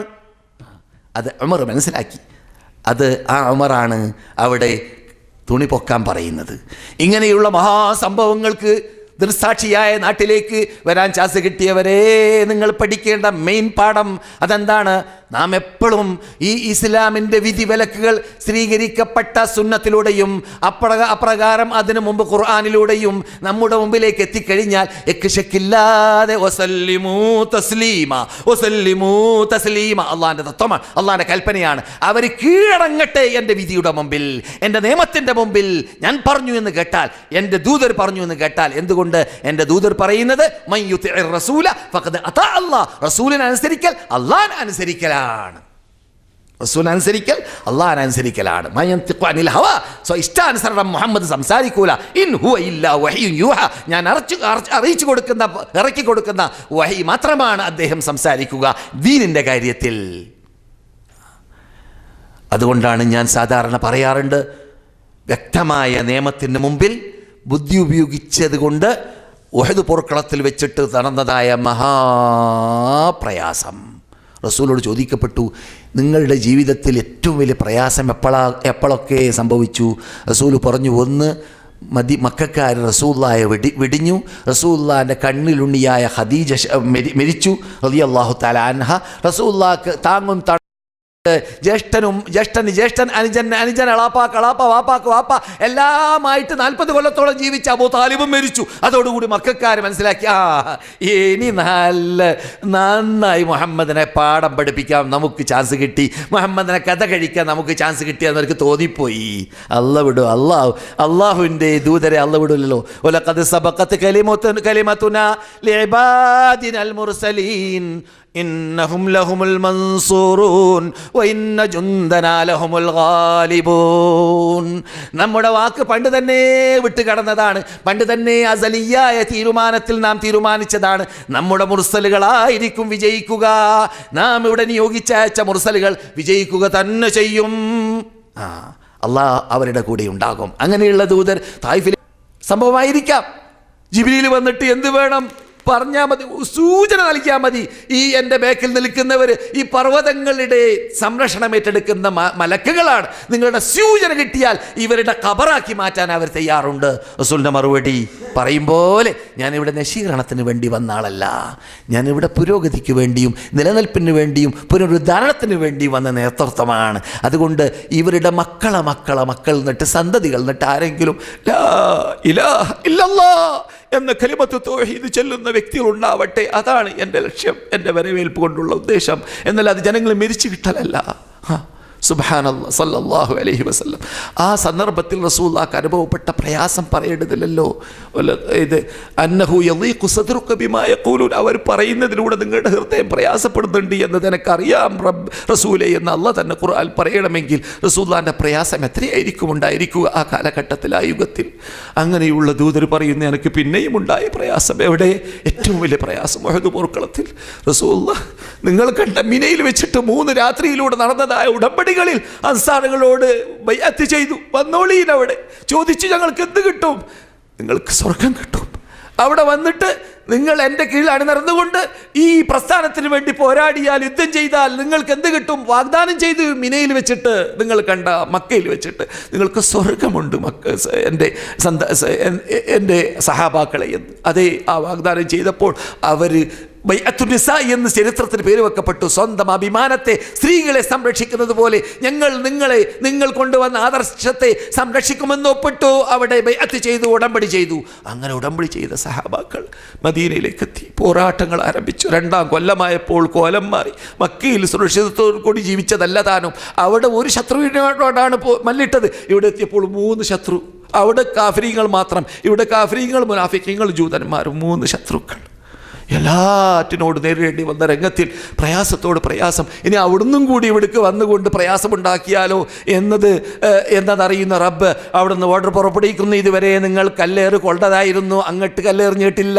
ഇതുവരെ നിങ്ങൾ ശകാരം കേട്ടതായിരുന്നു, അങ്ങോട്ട് ശകാരിച്ചിട്ടില്ല. ഇതുവരെ നിങ്ങൾക്ക് പ്രയാസം അനുഭവിക്കേണ്ടി വന്നു, അതിന് പ്രതിരോധ വകുപ്പ് വരെ നിങ്ങൾക്കുണ്ടാക്കാൻ ചാൻസ് കിട്ടിയിട്ടില്ല. അതുകൊണ്ട് അല്ലാഹു സുബ്ഹാനഹു വ തആല ഇദാ മദീനയിൽ 2-ാമത്തെ വർഷത്തിൽ റസൂൽ എത്തിയ ശേഷം ഓർഡർ വരികയാണ്, പോരാടിക്കോളീൻ, യുദ്ധം ചെയ്തോളീൻ, ആയുധം പെറിക്കോളീൻ. ഈ കൽപ്പന കിട്ടിയ 2-ാമത്തെ വർഷത്തിലാണ് ഇസ്ലാമിൻ്റെ ആദ്യ യുദ്ധം നടന്നത്. നിങ്ങൾക്കറിയുന്നത് പോലെ ബദർ യുദ്ധം. ഇവിടുന്ന് 150 കിലോമീറ്റർ അകലെയാണ് ബദർ പോർക്കളം. അവിടേക്ക് റസൂലും സഹാബത്തും പുറപ്പെട്ടു. സുബ്ഹാനല്ലാഹ്. പോയി കിട്ടണമെന്ന് നിർബന്ധമുണ്ടായ സഅദ് ഇബ്നു അബി വഖാസിൻ്റെ സഹോദരൻ്റെ പേരെന്താണ്? ഉമൈർ ഇബ്നു വഖാസ്. നിങ്ങൾ ബദർ പോർക്കളത്തിലേക്ക് പോകുന്നവർക്ക് കാണാൻ സാധിക്കും അവിടെ വലിയൊരു ബോർഡ്. ആ ബോർഡിൽ 14 പേര് ഷഹീദായവരുടെ പേര് എഴുതി വെക്കപ്പെട്ടിട്ടുണ്ട്. 14 ആൾ. അതിൽ ഒരു കുട്ടിയുടെ പേരും കാണാം. 17 16 മാത്രം വയസ്സ്. നെറ്റുകളുടെയും ചവറ്റുകൊട്ടകളുടെയും ഡിഷുകളുടെയും ഫേസ്ബുക്കുകളുടെയും പിന്നിൽ അണിനിരന്നുകൊണ്ട് ജീവിത ലക്ഷ്യം അറിയാതെ ജീവിക്കുന്ന, പ്രയാസപ്പെട്ട് ജീവിക്കുന്ന തലമുറകളുടെ മുമ്പിലാണ് നാം ഇപ്പോൾ. അങ്ങനെയുള്ള കാലത്ത് നമുക്ക് മുസ്അബ് ഇബ്നു ഉമൈറിനെ പോലത്തെ 23കാരനും ഉമൈർ ഇബ്നു അബി വഖാസിനെ പോലത്തതായ 17കാരനും പാഠമാണ്. അവർക്കും പാഠം, നമുക്കും പാഠം. അദ്ദേഹം ഇത് മദീനയിൽ നിന്നിട്ട് പുറപ്പാട് നടന്നപ്പോൾ കരഞ്ഞു എന്നാണ്. റസൂല് ചോദിച്ചു, നിങ്ങളുടെ അനുജൻ എന്തിനാണ് കരയുന്നത് എന്ന്. പറയപ്പെട്ടു, അനുജൻ വയസ്സ് കൂടുതലല്ലാത്തത് കൊണ്ട്, ചെറിയ വയസ്സായതുകൊണ്ട് റസൂലുള്ളാഹി സ്വല്ലല്ലാഹു അലൈഹി വസല്ലം യുദ്ധത്തിലേക്ക് പോകുമോ എന്നത് പേടിച്ച് കരയാണ്. എന്ത്?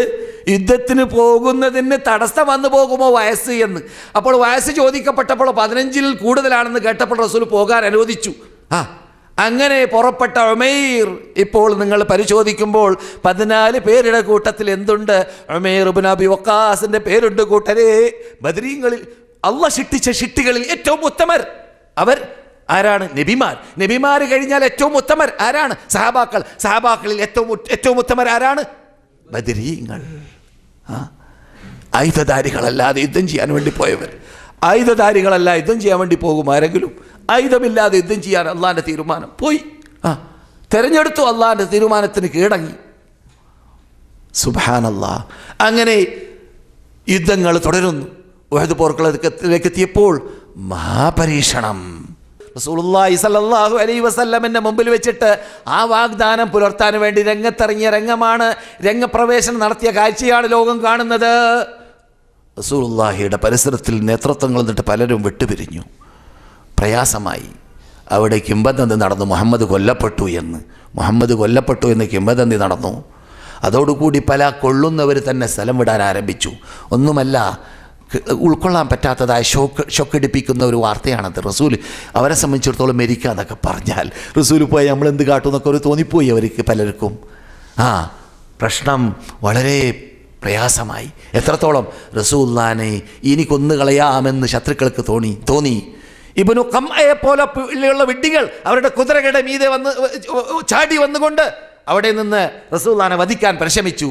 കൂട്ടത്തിൽ യുദ്ധത്തിന് വേണ്ടി വന്നവരല്ല, വെറും യുദ്ധത്തിന് വേണ്ടി പോയ സഹാബാക്കൾക്ക് സേവനം ചെയ്യാൻ വേണ്ടി വന്ന സ്ത്രീകൾ എന്നിട്ട് ചിലർ രംഗത്തിറങ്ങുന്നു. ഉമ്മു ഇമാറ, ഒരു പെണ്ണിൻ്റെ പേര്. ആയിരക്കണക്കിന്, 10,000-കണക്കിന്, ലക്ഷക്കണക്കിന് ആണുങ്ങൾ ഒരു പെണ്ണിലേക്ക് എത്തൂല. ഇങ്ങനെയുള്ള പെണ്ണുങ്ങൾ. കവി പറഞ്ഞതുപോലെ നിസാഉ കമൻ ദകർനാ ലഫുളിലത്തിൻ നിസാഉ അലർ റിജാലി ഫമത്തഅനീസു ലിസ്മി ശംസി ഐബുൻ വലത്തദ്കീരി ഫഖ്റുൽ ലിൽ ഹിലാലി. പിന്നെ അർത്ഥം വെക്കാം സമയം കിട്ടാണെങ്കിൽ.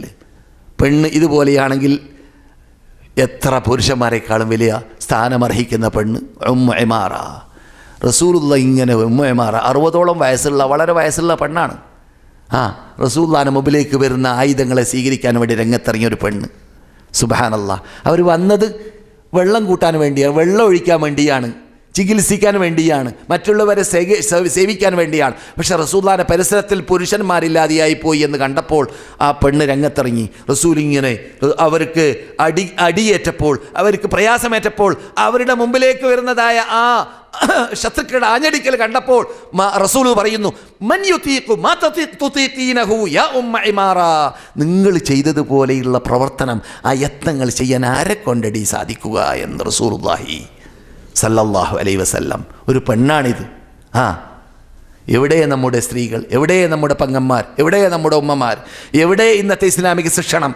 എവിടെ ഇന്ന് ദീനുമായി ബന്ധം? എവിടെ ഇന്ന് ഇസ്ലാമിക ക്ലാസുമായി ബന്ധം? എവിടെ ഇന്ന് ഖുർആന്റെ പിന്നിൽ നടന്നുകൊണ്ട് പരലോകമോക്ഷം നേടണമെന്ന് ചിന്തിക്കുന്ന ചിന്താഗതികൾ? എവിടെ അങ്ങനെയുള്ള സ്റ്റേജുകൾ?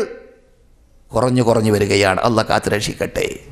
അതെ സഹോദര സഹോദരിമാരെ, റസൂലുള്ളാഹി സ്വല്ലല്ലാഹു അലൈഹി വസല്ലമിൻ്റെ പരിസരത്തിൽ അൻസാറുകൾ തിങ്ങിക്കൂടാൻ ആരംഭിച്ചു.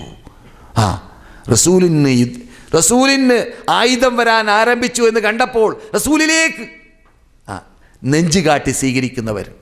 റസൂലുള്ളാഹി സ്വല്ലല്ലാഹു അലൈഹി വസല്ലം മുമ്പിൽ ഒരു അൻസാരി ഷഹീദായി വീഴുന്നു. സഹാബാക്കൾ കൊണ്ടുവരുന്നു, മടിയിൽ വെക്കുന്നു. റസൂലുള്ളാഹിനെ മടിയിൽ വെച്ചിട്ട് അന്ധശ്വാസം വലിക്കുന്നു. 2ാമത് 3ാമത് ചരിത്രത്തിൽ കാണുന്നു, ചില ഹദീസുകളിൽ കാണുന്നു, 7 പേരായി മാറി. 7 പേര് റസൂലുള്ളാഹിന്റെ മുമ്പിൽ വെച്ചിട്ട് ഇങ്ങനെ റസൂലുള്ളാഹിക്ക് വേണ്ടി റസൂലുള്ളാഹിന്റെ മുമ്പിൽ വെച്ചിട്ട് റസൂലുള്ളാഹിക്ക് വരുന്ന ആയുധങ്ങളെ സ്വീകരിച്ചുകൊണ്ട് നിലംപതിക്കുകയാണ്. അപ്പോൾ റസൂലുള്ളാഹിക്ക് ഓർമ്മ വന്നു. ഏത് ഓർമ്മ?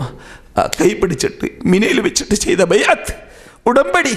ഞങ്ങൾ എന്ത് വേണമെങ്കിലും ചെയ്യാം, എന്ത് വേണമെങ്കിലും ചെയ്യാം, ഞങ്ങൾ സ്വർഗം കിട്ടിയാൽ മതി എന്ന വാഗ്ദാനം കേട്ടപ്പോൾ ആ ബൈഅത്ത് ചെയ്ത ആ സംഭവം ഓർത്തു. റസൂലുള്ളാഹി പറയുകയാണ്, മാ അൻസഫന അസ്ഹാബന, നമ്മുടെ സഹാബാക്കൾക്ക് വേണ്ടതുപോലെ നീതി നാം പുലർത്തിയിട്ടില്ല അവരുടെ അവകാശം കൊടുക്കുന്നതിൽ. അഥവാ അവർ ചെയ്യേണ്ടത് ചെയ്തു, അവർക്ക് ചെയ്യേണ്ടത് നാം വേണ്ടതുപോലെ ചെയ്തിട്ടില്ല എന്ന പദപ്രയോഗം വരെ അവർ ചെയ്യുന്ന ആ ത്യാഗം കണ്ടുകൊണ്ട് നമ്മുടെ നിശ്ചിത നേതാവായ നബിയുനാ മുഹമ്മദ് റസൂലുള്ളാഹി സല്ലല്ലാഹു അലൈഹി വസല്ലം പറയുന്ന ചുറ്റുപാടുണ്ടായി എന്നാണ് ആ പർവ്വതത്തിൻ്റെ പേര്. എന്ത്? ഹിലാലല്ല, ഇലാൽ. ഹംസ കൊണ്ട് തുടങ്ങേണ്ടതാണ്, ഇലാൽ എന്നാണ്. അതുപോലെ തന്നെ മക്കയിലുള്ളതായ ഖബർസ്ഥാനത്തിൻ്റെ പേര് മഖ്ബറത്തുൽ മഅല അല്ലെങ്കിൽ മുഅല്ല. ആ ഭാഗം ഉയർന്നു നിൽക്കുന്നു. മിസ്ഫല എന്നൊരു ഭാഗമുണ്ട്, അവിടുത്തെ ഇസ്ലാഹി സെൻ്ററുള്ള ഭാഗമുണ്ടല്ലോ, അത് മിസ്ഫലയാണ്. മിസ്ഫല എന്ന് പറഞ്ഞാൽ മക്കയിൽ താഴെ നിൽക്കുന്നത്, മഅല പൊങ്ങി നിൽക്കുന്നത്, അതാണ് ആ സ്ഥലത്തിൻ്റെ പേര്. മനസ്സിലായില്ലേ? അപ്പോൾ മഅല എന്ന നാട്ടിലുള്ളതായ സ്ഥലത്തുള്ളതായ ഖബർസ്ഥാനം എന്ന അർത്ഥത്തിലേക്ക്. മനസ്സിലായില്ലേ? അപ്പോൾ ജബലുൽ ഐനൈനി എന്നതായ ആ കുന്നിൻ്റെ മീതെ 50 അമ്പെയ്ത്ത് വിദഗ്ധന്മാരെ റസൂലുള്ളാഹി സ്വല്ലല്ലാഹു അലൈഹി വസല്ലം നിർത്തിയതായ വേളയിൽ ബുഖാരിയിൽ കാണാം, റസൂല് പറഞ്ഞു, ആനരാജി പക്ഷി വന്നിട്ട് ഞങ്ങളെ രാജി കൊണ്ടുപോകുന്ന കണ്ടാലും സഹാബാക്കളെ നിങ്ങൾ ഇവിടുന്ന് ഇറങ്ങരുത്. ഇങ്ങനെ റസൂല് പറയുമ്പോൾ എന്തായത്? ഗവേഷണത്തിന് വിധേയമല്ലാത്ത ഒരു നിയമമായി മാറി. റസൂല പറയുന്നത്. സഹാബാക്കൾ എന്ത് ചെയ്തു? അവരിൽ നിന്നിട്ട് 40ഓളം പേര് ബുദ്ധി ഉപയോഗിച്ചുകൊണ്ട് എന്ത് ചെയ്തു? റസൂലുള്ളാഹി നമ്മെ ഇവിടെ നിർത്തിയത് വിജയപരാജയം തീരുമാനിക്കാനാണ്. ഇപ്പോൾ നാം എന്ത് ചെയ്തു? വിജയിച്ചു കഴിഞ്ഞു. കണ്ടില്ലേ അവിടെ സഹാബാക്കൾ ഗനീമത്ത് ശേഖരിക്കുന്നത്, ഇനി നമുക്ക് ഇറങ്ങാമല്ലോ എന്നവർക്ക് തോന്നി. അപ്പോൾ കമാൻഡർ ആരായിരുന്നു? കാഫിരീങ്ങളുടെ ഉപകമാൻഡർ, മെയിൻ കമാൻഡർ അബൂ സുഫിയാനാണ്. ഉപകമാൻഡർ ആരാണ്? ഖാലിദാണ്. ഖാലിദ് ഇത് നോക്കി നിൽക്കുകയാണ്. ഖാലിദാണെങ്കിൽ വളരെ കഴിവുള്ള ആളാണ്. എന്തിൽ? യുദ്ധത്തിൽ. അതുകൊണ്ട് അദ്ദേഹം കാഫറായ സമയത്ത് മുസ്ലിങ്ങളെ പരാജയപ്പെടുത്തുന്നതിന് കാരണമായതുപോലെ മുസ്ലിമായ സമയത്ത്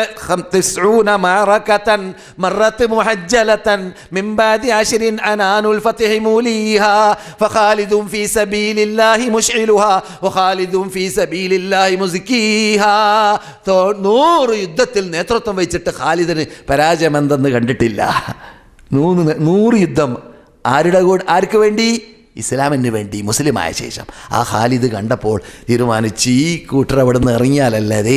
പോർക്കളത്തിൻ്റെ മുൻഭാഗം 4 ജനാഹാണ് പോർക്കളത്തിന് പണ്ട് കാലഘട്ടത്തിൽ. അങ്ങനെയാണ് പോർക്കള യുദ്ധത്തിൻ്റെ സ്ഥിതി. ജനാഹ ഐസർ, ജനാഹൽ ഐമൻ, മുഅഖിറത്തുൽ ജയ്സ്, മുഖദ്ദിമത്തുൽ ജയ്ഷ്. അപ്പോൾ ഈ ഭാഗത്തു നിന്നൊക്കെ ഓടാനും ചാടാനും, കൂടുതൽ ഭാഗത്തു നിന്ന് ഓടാനും ചാടാനും ഏത് പട്ടാളത്തിന് ചാൻസ് കിട്ടി ആ പട്ടാളമാണ് എന്ത് സംഭവിക്കുക? വിജയിക്കുക. ആ പട്ടാളമാണ് എന്ത് സംഭവിക്കുക? വിജയിക്കുക.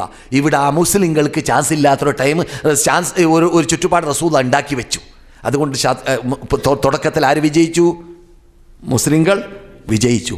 പിന്നെ ഖാലിദ് ഇവരെ കശാപ്പ് ചെയ്തു. 40 പേര് ഇറങ്ങുന്ന കണ്ടപ്പോൾ ബാക്കിയുള്ളവരെന്ത് ചെയ്തു? ഖാലിദ് കശാപ്പ് ചെയ്തു. അപ്പോൾ മദീനത്തിൻ്റെ ഈ പോർക്കളത്തിൻ്റെ മുൻഭാഗം മദീനയുടെ ഭാഗം തുറന്നു കിട്ടി. അതോടുകൂടിയാണ് ആഞ്ഞടിച്ചത് 1000-ൽ പരം ശത്രുക്കൾ. അതോടുകൂടിയാണ് നബി സല്ലല്ലാഹു അലൈഹി വസല്ലമയുടെ പരിസരം ഒഴിവായത്. അപ്പോഴാണ് ഈ ശുഹദാക്കളാകുന്നത്. അപ്പോഴാണ് 70ഓളം ശുഹദാക്കളാകുന്നത്. അതിൽ 65 പേര് അൻസാറുകളായിരുന്നു, 5 പേര് മുഹാജിറുകളായിരുന്നു. ഈ അപകടങ്ങളുടെ പിന്നിലെല്ലാം ഒരു പരീക്ഷണമാണ്. അവർ ചെയ്ത തെറ്റാണ്. അവർക്ക് അല്ലാഹ് പുറത്തു. നിങ്ങൾ ബേജാറാവേണ്ടതില്ല.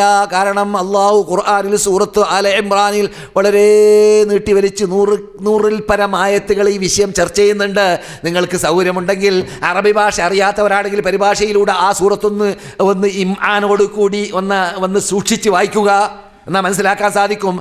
അള്ളാഹു അവർക്ക് പുറത്തു കൊടുത്തു എന്ന് ഉടനെ തന്നെ പറയാണ്. അതിന് വേറെ കാരണമുണ്ട്, അങ്ങനെ പറയാതിരിക്കാൻ പറ്റൂല. അത് അങ്ങനെയുള്ളവരാണ് അവർ എന്നതുകൊണ്ട് പോകട്ടെ.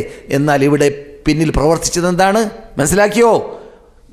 വ്യക്തമായ ഇസ്ലാമിൻ്റെ നിയമത്തിൻ്റെ മുമ്പിൽ ബുദ്ധി ഉപയോഗിച്ചോ? വ്യക്തമായിട്ട് അല്ലാഹു സിഹറുണ്ട്, മരണമുണ്ട്, കണ്ണേറുണ്ട്, എന്താവട്ടെ ഉണ്ട് എന്ന് 5 വക്തുണ്ട്, 3 വക്തല്ല. മുർത്തദ്ദായ ശേഖരൻ പറയും പോലെ, അല്ലെങ്കിൽ അവരുടെ വിഭാഗങ്ങൾ പറയും പോലെ അതിനൊന്നും ഒരു അർത്ഥവും ഇല്ല. അതൊക്കെ അർത്ഥശൂന്യമാണ്. ഇസ്ലാമിൻ്റെ വീക്ഷണത്തിൽ വ്യക്തമായി നിയമം ഖുർആനിലൂടെ, സുന്നത്തിലൂടെ. ഖുർആനും സുന്നത്തും വഹിയാണ്. സുന്നത്തും ഖുർആനുമായുള്ള വ്യത്യാസം, സുന്നത്ത് റസൂലുള്ളാഹിയുടെ നാവിലൂടെ നാം കേൾക്കുന്നു, റസൂലുള്ളാഹിൻ്റെ ലിപിയിലൂടെ കേൾക്കുന്നു.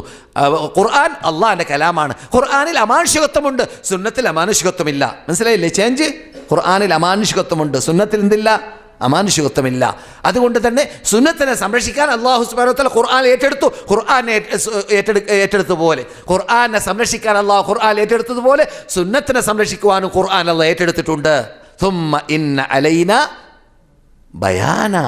ഈ ഖുർആന്റെ വിശദീകരണം നമ്മുടെ ബാധ്യതയാണ്. അല്ലാഹു പറയാണ്, ഖുർആനല്ല ഖുർആന്റെ വിശദീകരണം, ബയാൻ വേറെയാണ്. അതാണ് റസൂൽ വിശദീകരിക്കുന്നത്. അത് നമ്മുടെ ബാധ്യതയാണ് എന്ന് അല്ലാഹു ഏറ്റെടുത്തതാണ്. അതുകൊണ്ട് ശേഖരൻ പറയും പോലെ, അങ്ങനെയുള്ളവർ പറയും പോലെ, തോന്നിയതുപോലെ മുഹമ്മദ് പറഞ്ഞു വിട്ടതോ, തോന്നിയതുപോലെ ഇഷ്ടമുള്ളവർ കള്ള ഹദീസ് ഉണ്ടാക്കിയിട്ട് നഷ്ടപ്പെട്ടു പോയതോ അല്ല.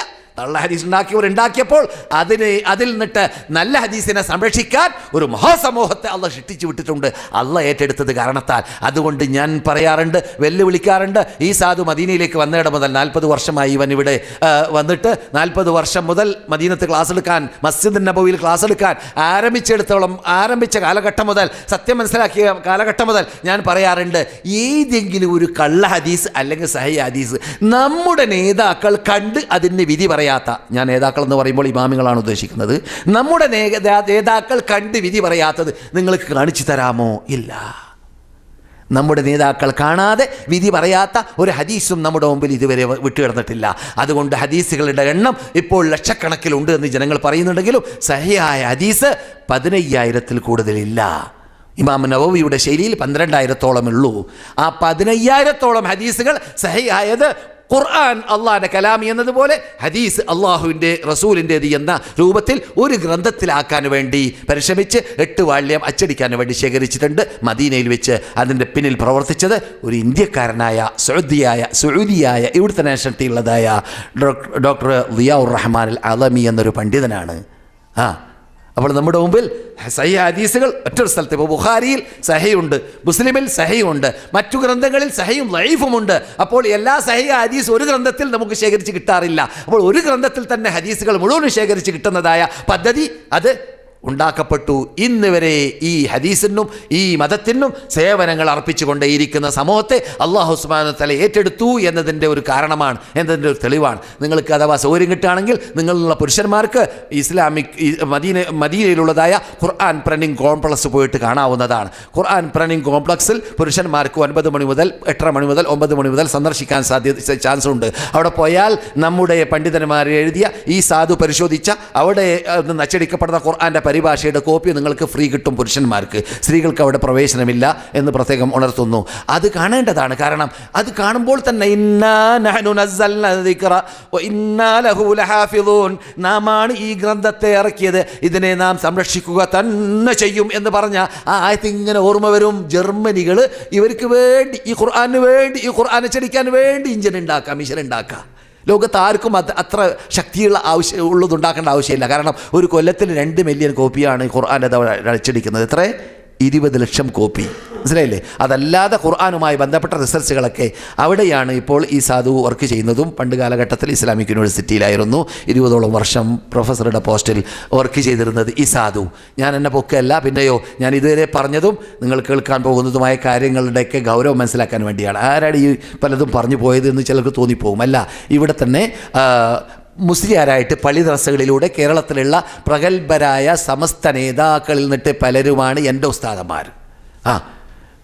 പേരെടുത്ത സമസ്ത നേതാക്കളിൽ നിന്നിട്ട് പലരും എൻ്റെ ഉസ്താദന്മാരാണ്. അവിടെ നിന്നാണ് 21-ാം വയസ്സിൽ ഇവിടെ കടന്നു വരുന്നത്. 40 കൊല്ലം മുമ്പ് ഉപരിപഠനം നടത്താൻ വേണ്ടി. അങ്ങനെ ഇവിടെ ഉപരിപഠനം നടത്തി മദീന ഇസ്ലാമിക് യൂണിവേഴ്സിറ്റിയിൽ 20ഓളം വർഷങ്ങൾ റിസർച്ചറായിട്ട് ഇത് വർക്ക് ചെയ്ത് പിന്നെയാണ് ഇപ്പോൾ ഖുർആൻ പ്രിന്റിംഗ് പ്രസ്സിൽ വർക്ക് ചെയ്യുന്നത്. സഹോദരന്മാരെ, സഹോദരികളെ, നിങ്ങളിപ്പോൾ കേട്ടതായ കാര്യത്തിലിട്ട് പലതും നിങ്ങൾ സൂചനകളാണ് മനസ്സിലാക്കിയത്. വിശദാംശങ്ങൾ നിങ്ങൾ ഒരു പക്ഷേ പലതും നിങ്ങളുടെ പ്രബോധകന്മാരിൽ നിന്നിട്ട് കേട്ടിരിക്കാം, അല്ലെങ്കിൽ ഇനിയും കേൾക്കാൻ ചാൻസുകളുണ്ട്. പണ്ഡിതന്മാരോട് ചോദിച്ച് വിശദീകരണം മനസ്സിലാക്കുക. ഇവിടെ കാണുന്നതായ ആ റസൂലുള്ളാഹിൻ്റെ പള്ളിയുടെ പരിസരത്തിൽ നിന്നിട്ട് പഠിക്കേണ്ട പാഠങ്ങൾ വളരെ വിശാലമായ പാഠങ്ങളാണ്. അതിൽ പ്രധാനപ്പെട്ട പാഠമാണ് നിങ്ങളോട് ഞാൻ പറഞ്ഞത്. ഒന്നാമത്തത്, അവിടെ റസൂലുള്ളാഹി സ്വല്ലല്ലാഹു അലൈഹി വസല്ലം സ്ഥാപിച്ചതായ ആ ആദർശം, ആ തൗഹീദ്, ആ ഖുർആൻ, ആ സുന്നത്ത്, പിന്നെ അവിടെ ജീവിച്ച് റസൂലുള്ളാഹിന്റെ പരിസരത്തിൽ താമസിച്ചുകൊണ്ട് സ്വർഗ്ഗം നേടിയതായ സഹാബാക്കൾ, അവരോടുള്ളതായ പിന്തുടർച്ച. ഇതാണ് മെയിൻ തത്വങ്ങൾ നിങ്ങൾ പഠിക്കേണ്ടത്. പിന്നെ റസൂലുള്ളാഹിന്റെ ഖബർ ബുഖാരിയിലുള്ളതുപോലെ ഇപ്പോഴും മണലിലാണ്. അതൊക്കെ നിങ്ങൾ പഠിച്ചു കാണും അല്ലേ? ഖബറിൻ്റെ ആകൃതി നിങ്ങൾ പഠിച്ചിട്ടുണ്ടല്ലോ. ഖബറിൻ്റെ ആകൃതി ഒന്നും പറയേണ്ട ആവശ്യമില്ലല്ലോ. ഇനി നിങ്ങൾക്ക് ആവശ്യമുണ്ടെങ്കിൽ തന്നെ ചോദ്യോത്തരവേദിയായിട്ട് 5 മിനിറ്റ് തരുന്നുണ്ട്. അതിൽ ചോദിച്ചാൽ മതി, ഞാൻ പറയാം. സഹോദരന്മാരെ, സഹോദരികളെ, ഇന്നത്തെ കാലഘട്ടത്തിൽ പ്രബോധനത്തിൻ്റെ അല്ലെങ്കിൽ വാക്ക് കസർത്തിൻ്റെ സ്റ്റേജുകളുടെ കുറവൊന്നുമില്ല. കുറവ് എന്താണെന്ന് പരിശോധിച്ചാൽ പ്രവർത്തിക്കുന്നവരുടെ കുറവാണ്. അതുകൊണ്ട് നിങ്ങളിനി വേണ്ടത് ഈ നാട് പഠിപ്പിക്കുന്ന തത്വങ്ങൾ ഉൾക്കൊണ്ടുകൊണ്ട് ജീവിക്കാൻ വേണ്ടി ഭാവി ജീവിതം എത്രയാണെന്ന് ആർക്കും പറയാൻ പറ്റില്ല. ചിലപ്പോൾ 10 കൊല്ലമായിരിക്കും, ചിലപ്പോൾ 5 കൊല്ലമായിരിക്കും, അല്ലെങ്കിൽ 5 മിനിറ്റ് ആയിരിക്കും. അള്ളാഹ് കാത്തുരക്ഷിക്കട്ടെ. അള്ളാഹിൻ്റെ മതത്തിൽ അടിയുറച്ച് സേവിക്കാനുള്ള ദീർഘായുസ്സും ആരോഗ്യവും അള്ളാഹു നൽകട്ടെ. ആ ശേഷിക്കുന്ന കാലഘട്ടത്തിൽ റബ്ബേ, ഇനിമേലിൽ ഈ നാട്ടിൽ പണ്ട് ജീവിച്ചു പോയ നീ നിർബന്ധമായി പിന്തുടരാൻ വേണ്ടി, അന്ധമായി അനുകരിക്കാൻ വേണ്ടി കൽപ്പിച്ചതായ ആ ദൂതർ കൊണ്ടുവന്നതായ ആദർശവുമായി ബന്ധപ്പെട്ട് ജീവിക്കാൻ എനിക്ക് നീ തൻ്റെ ഇടം, കഴിവ്, കൽപ്പ്, ശാരീരിക, സാമ്പത്തിക, വിജ്ഞാന, ഈമാനിക ശേഷി നൽകണമേ റബ്ബേ. ഞാനിതാ പഴയ പട്ടികയോട് വിട വാങ്ങി പുതിയ പട്ടിക തരത്തിവാക്കാൻ തീരുമാനിച്ച് ഇനി എൻ്റെ ജീവിതം ഞാൻ റബ്ബേ ഇസ്ലാമീകരിക്കാൻ തീരുമാനിച്ചു, മദീനീകരിക്കാൻ തീരുമാനിച്ചു, മക്കീകരിക്കാൻ തീരുമാനിച്ചു, സ്വർഗത്തോപ്പീകരിക്കാൻ തീരുമാനിച്ചു, ഇസ്ലാമീകരിക്കാൻ തീരുമാനിച്ചു എന്ന് നിങ്ങൾ മദീനത്തെ പള്ളിയിൽ നിന്നിട്ട് ഇന്ന് രാത്രി തന്നെ ശപഥം ചെയ്തോളീൻ. അല്ലാഹ് സ്വീകരിക്കട്ടെ. ഒരുങ്ങിയവരെ ഞാൻ കണ്ടു. ഇതേ സ്റ്റേജിൻ്റെ മുമ്പിൽ വെച്ചിട്ട് 18 വയസ്സുണ്ട് ഈ താടിക്കെന്ന് പറഞ്ഞ ആളെ കണ്ട വാർത്തയും, 4 കൊല്ലമായിട്ട് ഞാനിപ്പോൾ പലിശ ബാങ്ക് തൊട്ടിട്ടില്ല, തീണ്ടിട്ടില്ല, ഇവിടെ മദീനയിൽ വന്ന് പോയ ശേഷം എന്ന് പറഞ്ഞവരെ ഞാൻ കണ്ടു. ഞാൻ ചോദിച്ചു, ഈ 18 കൊല്ലമായി ഈ താടിക്കെന്ന് പറഞ്ഞ സുഹൃത്തിനോട് മനസ്സിലായില്ലല്ലോ. അദ്ദേഹം പറഞ്ഞു, 18 വർഷം മുമ്പ് റസൂലുള്ളാഹിന്റെ പള്ളിയിൽ വെച്ചിട്ട് നിങ്ങൾ ക്ലാസ് എടുത്തപ്പോൾ ഒരു സഹാബിയും താടി പഠിച്ചിട്ടില്ല. റസൂലുള്ള 22ഓളം ഹദീസുകളിലൂടെ, സഹിഹായ ഹദീസുകളിലൂടെ പുരുഷന്മാരുടെ ചിഹ്നം താടിയാണ് എന്ന് കുറിക്കുന്ന കൽപ്പനയുടെ വാക്കായിട്ട് പറഞ്ഞിട്ടുണ്ട് എന്നും, അതുകൊണ്ട് നിങ്ങൾ നിന്നിട്ടുള്ള പുരുഷന്മാർ ഇനിമേലിൽ താടി വെക്കാൻ ഒരു പുതിയ ശൈലി നിങ്ങളുടെ ജീവിതത്തിൽ, മദീനയോട് ബന്ധപ്പെട്ടുള്ള ശൈലി, നിങ്ങളുടെ മുഖത്ത് തന്നെ കാണുന്ന ശൈലി നിങ്ങളിൽ ഉണ്ടാവണമെന്നൊക്കെ നിങ്ങൾ സംസാരിച്ചപ്പോൾ അറിയാതെ ഞാൻ മദീനത്തെ പള്ളിയിൽ നിന്നിട്ട് പറഞ്ഞു പോയി, റബ്ബേ ഇനി ഞാൻ താടി പഠിക്കൂല. ഇപ്പോൾ 18 കൊല്ലമായി താടിക്ക് എന്നൊരു ഹാജിയാർ എൻ്റെ മുമ്പിൽ വെച്ചിട്ട് ഇവിടെ വെച്ചിട്ടാണ് പറഞ്ഞത്, ഇവിടെ നിന്നിട്ട്. മനസ്സിലായില്ലേ? അതുപോലെ ഇസ്ലാമിക പർദ്ദയെക്കുറിച്ച് ഞാൻ പലപ്പോഴും പറയുമ്പോൾ ഇവിടെയാണ് പർദ്ദയുടെ ആയത്തിറങ്ങിയത്. മുസ്ലിം ലോക, ദൂതരുടെ ഭാര്യമാരെ, ദൂതരുടെ പെൺകുട്ടികളെ, യാ അയ്യുഹൻ നബിയ്യു ഖുൽ അസ്വാജിക വബനാതിക വനിസാഇൽ മുഅ്മിനീന. 3 വിളി. മൂന്നാമത്തെ വിളി എന്താണ്? ഒനിസാഇൽ മുഅ്മിനീന. ഇത് എനിക്കും നിനക്കൊന്നുമല്ല, പല മാലോർക്കും. അവർ പർദ്ദയിടുന്നവർ പർദ്ദയിട്ടോട്ടെ എന്നൊക്കെ പറഞ്ഞ് പരിഹസിക്കുന്ന കാലഘട്ടം വന്നിരിക്കുകയാണ് ഇപ്പോൾ. പറ്റൂല. അള്ളാഹിന്റെ കൽപ്പന എന്ത്? ഒനിസാഇൽ മുഅ്മിനീൻ, മുസ്ലിം ലോക സ്ത്രീകളെ മുഹമ്മദ് നബിയോട് കൽപ്പിക്കുകയാണ്, നിങ്ങൾ അവരോട് പറയണമെന്ത്? യുദ്നീന അലൈഹിന്ന മിൻ ജലാബീബിഹിൻ, അവർ ഭംഗിക്ക് വേണ്ടി ധരിക്കുന്ന ബ്ലൗസിനെ, പാവിടയെ, സാരിയെ എന്താണ് അവർ ഭംഗിക്ക് വേണ്ടി ധരിക്കുന്നത്? അങ്ങനെയുള്ള വസ്ത്രങ്ങളെ മറക്കുന്ന, അന്യപുരുഷന്മാരെ തൊട്ട് മറക്കുന്ന ജിൽബാബ്. അറബി ഭാഷയിൽ ഭാഷാ പദം തന്നെ ലൂസ് എന്ന അർത്ഥം കുറിക്കുന്ന പദമാണ്. ജിൽബാബ് എന്ന ലൂസായ, ശരീരം തുറിച്ച് കാണാത്ത, ശരീരത്തിൽ ഭംഗിക്ക് വേണ്ടി ധരിച്ച വസ്ത്രം കാണാത്ത ഡ്രസ്സ് അവർ അന്യപുരുഷന്മാരുടെ മുമ്പിൽ ധരിക്കട്ടെ. ഖുർആൻ നിസ്കരിക്കാൻ കൽപ്പിച്ചതുപോലെയുള്ള കൽപ്പനയാണത്, പരിഹസിക്കാനുള്ള കൽപ്പനയല്ല. അത് തോന്നിയതുപോലെ പറയാനുള്ള കൽപ്പനയല്ല. തബൂക്ക് യുദ്ധം നടന്നിട്ട് മടങ്ങി വരുന്ന വേളയിൽ ഒരു വിഭാഗം അള്ളാഹിന്റെ ആയാത്തിനെ പരിഹസിച്ചപ്പോൾ ലാ തഅ്തദിറു, നിങ്ങൾ ഒഴിവുകിഴിവെനി പറയാൻ നടക്കരുത്. ഖദ് കഫർത്തും, നിങ്ങൾ ഈ ഇസ്ലാമിന്റെ വിധി വിലക്കുകളെ, ആയാത്തുകളെ പരിഹസിച്ചതോടുകൂടി കാഫറായി പോയിരിക്കുകയാണ്. ബഅദ ഈമാനിക്കും, നിങ്ങൾ മുമ്പ് മുഅ്മിനായിട്ടുണ്ടെങ്കിലും എന്ന് അവർക്ക് വേണ്ടി, കപടവിശ്വാസികൾക്ക് വേണ്ടി ഈ തബൂക്ക് യുദ്ധം കഴിഞ്ഞ് മടങ്ങി വരുന്ന വേളയിൽ ഇറങ്ങിയ ആയത്തും ഖുർആനിലുണ്ട്. ഇസ്ലാമിൻ്റെ വിധിവിലക്കുകൾ നടപ്പിലാക്കാതിരിക്കൽ തെറ്റ്, പരിഹസിക്കൽ കുഫ്ർ, റിദ്ദത്ത് ഇസ്ലാമിൽ നിന്നിട്ട് ഗേറ്റൗട്ടായി പോകും. അതൊക്കെ നാം പഠിച്ചു പോകേണ്ടതായ തത്വമാണ് ഇവിടെ നിന്ന്. കാരണം ഇപ്പോൾ ഈ ആഴ്ചയിൽ നിങ്ങൾ ലോക വാർത്തകൾ കേൾക്കുന്നവരായിരിക്കാം. ഈ ആഴ്ചയിൽ അബ്ദുള്ള രാജാവിൻ്റെ ഓർഡറൊക്കെ വന്നു. എന്ത്? ഈ ഇസ്ലാമിനെ പരിഹസിച്ച ഒരു വ്യക്തി ഇവിടുന്ന് പരിഹസിച്ച വാർത്ത കേട്ടപ്പോൾ ഒരു 23കാരൻ രാജാവിൻ്റെ പ്രഖ്യാപനം വന്നു, അവനെ പിടികൂടണമെന്ന്. ഓടി എവിടേക്കെത്തി?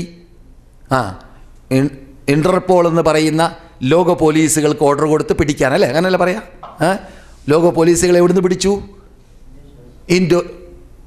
മലേഷ്യയിൽ നിന്ന് പിടിച്ചു. വാർത്ത കേൾക്കാറില്ലേ? മലേഷ്യയിൽ നിന്ന് പിടിച്ചു. മൂപ്പരിപ്പോൾ ജയിലിലാണ്. എന്താ പ്രശ്നം? ഒന്നുമില്ല. അള്ളാഹിനെയും റസൂലിനെയും പരിഹസിക്കുന്ന രൂപത്തിൽ ഒരു യുവാവ് സംസാരിച്ചു എന്നുള്ളതാണ്. ഇസ്ലാമിക നിയമം നടപ്പാക്കുന്ന നാട്ടിൽ അത് സഹിക്കാൻ പറ്റൂലല്ലോ, ഉൾക്കൊള്ളാൻ പറ്റൂലല്ലോ. അപ്പോൾ ഈ മതത്തെ തെറി പറയുന്ന യുഗമാണ് യുഗം. അങ്ങനെ യുഗത്തിൽ ജീവിക്കുമ്പോൾ അതിൻ്റെ സംരക്ഷകർ നിങ്ങളാണ്, ഞാനാണ്, അവനാണ്, അവരാണ്. മുസ്ലിം ലോകമാണ്. മുസ്ലിം ലോകത്തിൻ്റെ കയ്യിലാണ് ഇതുള്ളത്. നമുക്ക് അലർജി ഉണ്ടാകുന്നില്ലെങ്കിൽ നമുക്ക് ഈമാനില്ല എന്നതിലേക്കുള്ള തെളിവാണെന്ന് കാത്തുരക്ഷിക്കട്ടെ. അതുകൊണ്ട് ഇത്തരം കാര്യങ്ങൾ ഗൗരവത്തോടു കൂടി മനസ്സിലാക്കി ഉൾക്കൊണ്ടുകൊണ്ട് ഭാവി ജീവിതം ശരിക്ക് ഇസ്ലാമീകരിച്ച് മദീനീകരിച്ച് ജീവിക്കാൻ വേണ്ടിയുള്ള ഒരുക്കം ഇവിടുന്ന് തന്നെ എടുത്തോളീൻ, അങ്ങനെ പോയിക്കോളീൻ. അള്ളാഹിൻ്റെ വാഗ്ദാനമുണ്ട്, സത്യവാഗ്ദാനം. അല്ലദീന ജഹദൂ ഫീനാ ലനഹദിയന്നഹും സുബുലനാ. നമ്മളിൽ വരാൻ, നമ്മളിലേക്ക് വരാൻ, നമ്മുടെ വഴിയിൽ ജീവിക്കാൻ പാടുപെടുന്നവരാരുണ്ടോ, കഷ്ടപ്പെടുന്നവരാരുണ്ടോ അവർക്ക് നാം ലളിതമാക്കി കൊടുക്കുക, എളുപ്പമാക്കി കൊടുക്കും. എളുപ്പമാണ് ഇസ്ലാം. ദീനിൻ്റെ നിയമം നടപ്പാക്കൽ എളുപ്പമാണ്. 5 വക്ത് നിസ്കാരം കൃത്യമായി നിസ്കരിക്കൽ എളുപ്പമാണ്. പ്രത്യേകിച്ച് നിർബന്ധമായ ബാധ്യതയാണെന്ന് മനസ്സിലാക്കി നിസ്കരിക്കേണ്ട പുരുഷന്മാർക്കും എളുപ്പമാണ്. തീരുമാനിച്ചാൽ മതി. അള്ളാഹിൻ്റെ തൗഫീഖ് കിട്ടും. അള്ളാഹിൻ്റെ ഓർഡർ തന്നെ അങ്ങനെയാണ്. യഹ്ദീമൻ അനാബ്, യഹ്ദീമൻ യുനീബ്. എന്നിലേക്ക് വരാൻ തീരുമാനിച്ച ആളെ ഞാൻ സന്മാർഗത്തിലേക്ക് നയിക്കുമെന്നാണ്. തീരുമാനം നമ്മൾ നിന്നിട്ട് വരണം, ഒരുക്കം നമ്മൾ നിന്നിട്ട് വരണം, തയ്യാറെടുപ്പ് നമ്മൾ നിന്നിട്ട് വരണം. അതിനെല്ലാം അള്ളാഹു തൗഫീഖ് നൽകട്ടെ. ഇതുവരെ പറഞ്ഞതിനെ സൽക്രമമായി അള്ളാഹു സ്വീകരിക്കട്ടെ. ഇനിയും പുണ്യഭൂമിയിലേക്ക് വരുവാനും സൽക്രമം ചെയ്യുവാനും ദീർഘായുസ്സും ആരോഗ്യവും അള്ളാഹു നൽകട്ടെ. ഖുർആന്റെയും സുന്നത്തിൻ്റെയും അപ്രകാരം ഖുർആനും സുന്നത്ത് കൽപ്പിച്ച രൂപത്തിൽ ഇവിടെ ജീവിച്ചു പോയതായ മുൻപന്മാരായ സലഫ് സാലേഹങ്ങളാകുന്ന സഹാബാക്കളുടെയും പിന്നിലാണ് നടന്നുകൊണ്ട് ലോകത്തെ ഭയപ്പെടാതെ സത്യത്തെ സത്യമായി പുലർത്തി സ്ഥാപിച്ച് അതിൻ്റെ വിജയ പതാക പറപ്പിച്ച് മുന്നോട്ട് കുതിക്കാനുള്ള കഴിവുകൽപ്പ് മുസ്ലിം ലോക രാഷ്ട്രങ്ങൾക്ക്, നേതാക്കൾക്ക്, മുസ്ലിം ലോക പണ്ഡിതന്മാർക്ക്, പ്രബോധകന്മാർക്ക് നമുക്കേവർക്കും അള്ളാഹു തൗഫീഖ് നൽകുമാറാണ്. ഇപ്പോൾ നിങ്ങൾ നോക്കുമ്പോൾ കാണുന്നത് വിരിയാണ്. ആ വിരിയുടെ അകത്ത് വൻമതിലാണ്. ആ വൻമതിലിൻ്റെ പൊക്കം നിങ്ങൾ കാണുന്ന 8-ാം നൂറ്റാണ്ടിൽ, ഹിജ്റയുടെ 8-ാം നൂറ്റാണ്ടിൽ, നാം ഇപ്പോൾ ഹിജ്റയുടെ എത്രാമത്തെ നൂറ്റാണ്ടിലാണ്? 15-ാം നൂറ്റാണ്ടിലാണ്. 15-ാം നൂറ്റാണ്ടിലാണ്. ഹിജ്റയുടെ 15-ാം നൂറ്റാണ്ടെന്ന് പറഞ്ഞാൽ നിങ്ങൾക്ക് അറിഞ്ഞ് എത്ര കൊല്ലം വിട്ട് കടന്നു വന്നു, എത്ര നൂറ്റാണ്ട് വിട്ട് കടന്നു വന്നു. ഹിജ്റയുടെ 8-ാം നൂറ്റാണ്ടിൻ്റെ അവസാനത്തിൽ, ആദ്യത്തിൽ ഖാലബൂൻ സാലിഹ് എന്ന രാജാവ് സ്ഥാപിച്ചതായ പച്ച കുബ്ബയുണ്ടല്ലോ, ആ പച്ച കുബ്ബയുടെ താഴെയാണ് ഈ വൻമതിലുള്ളത്. ഈ വൻമതിൽ ഇത് വരുന്നതിന് മുമ്പ് ഹിജ്റയുടെ 1-ാം നൂറ്റാണ്ടിൽ 3 ഖബറും 80-ാം വർഷം വരെ, നബി ഹിജ്റ വന്ന 80-ാമത്തെ വർഷം വരേക്കും, നബി മരിച്ചയുടെ മുതൽ സല്ലല്ലാഹു അലൈഹി വസല്ലം ആ 3 ഖബറും പ്രകടമായി കാണുന്ന രൂപമായിരുന്നു. ബുഖാരിയിലുണ്ട്. കാന ഖബറു റസൂലില്ലാഹി സല്ലല്ലാഹു അലൈഹി വസല്ലം മുസന്നമ. അല്പം മണൽ കൂട്ടിയതായിട്ട് നാം മൺകൂന കാണാറുണ്ടല്ലോ ഖബറിൻ്റെ മീതെ, ആ രൂപത്തിൽ ഞങ്ങൾ കാണാറുണ്ടായിരുന്നു എന്ന് റിപ്പോർട്ട് ചെയ്യുന്നുണ്ട് താബിഈങ്ങൾ ആ കാണുന്ന കാലഘട്ടത്തിൽ. പിന്നെ എന്തു ചെയ്തു? വലീദ് ഇബ്നു അബ്ദുൽ മലിക് എന്ന രാജാവിന് നല്ല കാശുണ്ടായപ്പോൾ യുദ്ധമൊക്കെ ചെയ്തിട്ട്, അവരുടെ ആസ്ഥാനം ഡമസ്കസാണ്. ഇന്ന് പുകയുന്ന, തകരുന്ന, തകർത്തപ്പെടുന്ന, മുസ്ലിങ്ങളെ ദ്രോഹിക്കപ്പെടുന്ന, കൊല്ലപ്പെടുന്ന, അവരെ അള്ളാഹു സുബ്ഹാനഹു വ തആല രക്ഷപ്പെടുത്തട്ടെ. അവിടെയുള്ളതായ പരാക്രമികളുടെ പരാക്രമത്തിൽ നിന്നിട്ട് അള്ളാഹു മുസ്ലിം 90% വരുന്നതായ സുന്നി മുസ്ലിങ്ങളെ ഷിയ ദ്രോഹികളിൽ നിന്നിട്ട് അള്ളാഹു രക്ഷപ്പെടുത്തട്ടെ എന്ന് നമുക്ക് അവർക്ക് വേണ്ടി പ്രാർത്ഥിക്കാം. ആ നാടായിരുന്നു നമ്മുടെ ആസ്ഥാനം, അന്നത്തെ ആസ്ഥാനം. ആ ആസ്ഥാനത്തിൽ നിന്നിട്ട് ഓർഡർ വന്നു മദീനയിലുള്ള അന്നത്തെ അന്നത്തെ അമീറിന് ഉമർ ഇബ്നു അബ്ദുൽ അസീസിന്, എന്ത്? റസൂലുള്ളാഹിൻ്റെ ഭാര്യമാരുടെ വീടുകൾ തകർത്തുക, എന്നിട്ട് കിഴക്ക് ഭാഗത്തിൽ നിന്നിട്ട് പള്ളിയിലേക്ക് കൂട്ടിച്ചേർക്കുക എന്ന്. ഏത് രാജാക്കന്മാർക്കും അങ്ങനെയാണ്. ഇപ്പോൾ നിങ്ങൾ കണ്ടില്ലേ മക്കയിൽ അബ്ദുള്ള രാജാവ് കെട്ടുന്ന മസ്ജിദുൽ ഹറാമിൻ്റെ വലുപ്പം കേട്ടിട്ടുണ്ടായിരിക്കും ഇത് പത്രത്തിലൊക്കെ. ഇപ്പോൾ നിങ്ങൾ കാണുന്ന 3 മില്യൺ ഹാജിമാർക്ക് നിസ്കരിക്കാൻ സൗകര്യമുള്ള അത്ര വലുപ്പമുള്ള ഒരു പള്ളിയാണ് ഇപ്പോൾ കെട്ടിക്കൊണ്ടിരിക്കുന്നത്. ഇപ്പോഴുള്ള അതേ വലുപ്പമുള്ളത്. മനസ്സിലായില്ലേ? അപ്പോൾ ഏത് കാലഘട്ടത്തിലും രാജാക്കന്മാർ കാശുണ്ടാകുമ്പോൾ എന്ത് ആഗ്രഹമുണ്ടാകും? എന്തെങ്കിലും ഒന്ന് ദീനിന് വേണ്ടി മക്കയിലും മദീനയിലും കാട്ടണമെന്ന് എല്ലാവർക്കും പൂതിയുണ്ടാകും. അപ്പോൾ വലീദ് അബ്ദുൽ മലിക്കിൻ്റെ രാജാവിൻ്റെ പൂതിയായിരുന്നു കിഴക്ക് ഭാഗം വികസിപ്പിക്കാൻ. അപ്പോൾ എന്ത് വേണ്ടി വന്നു? റസൂലുള്ളാഹിൻ്റെ ഭാര്യമാരുടെ 9ഓളം ഭാര്യമാർ റസൂൽ മരിക്കുമ്പോൾ തന്നെ റസൂൽ അള്ളാഹ്ക്കുണ്ട് 11ഓളം ഭാര്യമാർ റസൂലുള്ളാഹി സ്വല്ലല്ലാഹു അലൈഹി വസല്ലം വീട്ടിൽ കൂടിയ ഭാര്യമാരാണ്. അതിൽ നിന്നിട്ട് 9ഓളം ഭാര്യമാർ മരിക്കുമ്പോൾ ജീവിപ്പിച്ചിരിപ്പുണ്ട്. ആ 9ഓളം ഭാര്യമാരുടെ കുടിലുകൾ ആ പരിസരത്തിലാണ്. നിങ്ങൾ പുരുഷന്മാർ സലാം പറയാൻ വേണ്ടി പോകുന്ന ഭാഗം നിങ്ങൾക്കറിയുമല്ലോ. ആ ആർച്ചുകളുള്ള 3 ആർച്ചുള്ള സ്ഥലം, അതിലുള്ള മധ്യത്തിലുള്ള ആർച്ചിലാണ് റസൂൽ, അബൂബക്കർ, ഉമർ ബേക്കിലായിട്ട് കിടക്കുന്നത്. ആദ്യം റസൂൽ പടിഞ്ഞാറ് ഭാഗം തല, കിഴക്ക് ഭാഗം കാല്, തെക്ക് ഭാഗം മുഖം ചെരിഞ്ഞ് കിടക്കാണ്. അവിടെ പോലീസ് നിൽക്കുന്നുണ്ടല്ലേ. ഈ സാദ് അവിടെ 6ഓളം കൊല്ലം ആ പോലീസിൻ്റെ കൂടെ നിൽക്കുന്ന മൗലവിയായിട്ട് നിന്ന ആളാണ്. മനസ്സിലായില്ലേ? അതുകൊണ്ട് ഞാൻ ഈ പറയാൻ പോകുന്ന കാര്യം 5-5 10 10:15 9:45. കാരണം അവിടെ തന്നെ വർക്ക് ചെയ്ത മനുഷ്യനാണ് ഞാൻ. പഴയ കാലഘട്ടങ്ങളിൽ എൻ്റെ ചെറുപ്പത്തിൽ ഞാൻ വിദ്യാർത്ഥിയായിരുന്ന കാലഘട്ടത്തിൽ പറഞ്ഞു വരുന്നത്, അവിടെയുള്ളതായ ആ മധ്യത്തിലുള്ള ആർച്ചിൻ്റെ അകത്താണ് 3 പേരും അന്ത്യവിഷമം കൊള്ളുന്നത്. ആയിഷയുടെ വീട്ടിലാണ് റസൂലുള്ളാഹി ഖബറടക്കപ്പെട്ടിട്ടുള്ളത്. ആയിഷാൻ്റെ വീട് ഇപ്പോഴും അതിൻ്റെ അവശിഷ്ടം അവിടെയുണ്ട് എന്നാണ് ചരിത്രം പറയുന്നത്. ആ വീടിൻ്റെ അകത്താണ് ഇവർ ഈ 3 ഖബറുകളെ കാണുന്ന കാലഘട്ടത്തിൽ. പിന്നെ ഈ വലീദ് അബ്ദുൽ മലിക്കിൻ്റെ കാലഘട്ടം വന്നപ്പോൾ ഈ വീടുകളൊക്കെ തകർത്തപ്പെട്ടപ്പോൾ പ്രകടമായി ഖബർ കാണുമ്പോൾ അന്നത്തെ ഇമാമുകൾ ആവശ്യപ്പെട്ടു. ആരാണ് ഇമാമുകൾ? 70ഓളം ബദരീങ്ങളെ കണ്ടവർ അവരുടെ കൂട്ടത്തിലുണ്ട്. 70ഓളം ബദരീങ്ങളെ കണ്ടവർ അവരുടെ കൂട്ടത്തിലുണ്ട്. സഈദ് ഇബ്നുൽ മുസയ്യിബ് റഹ്മത്തുള്ളാഹി അലൈഹി, താബിഈങ്ങളുടെ നേതാവ്. അവരൊക്കെ രാജാവിനോട് ആവശ്യപ്പെട്ടു, മനുഷ്യന്മാരുടെ ദൃഷ്ടിയിൽ നിന്നിട്ട് ഈ 3 ഖബറുകളെ മറക്കണം, അപകടമില്ലാതിരിക്കാൻ വേണ്ടി എന്ന്.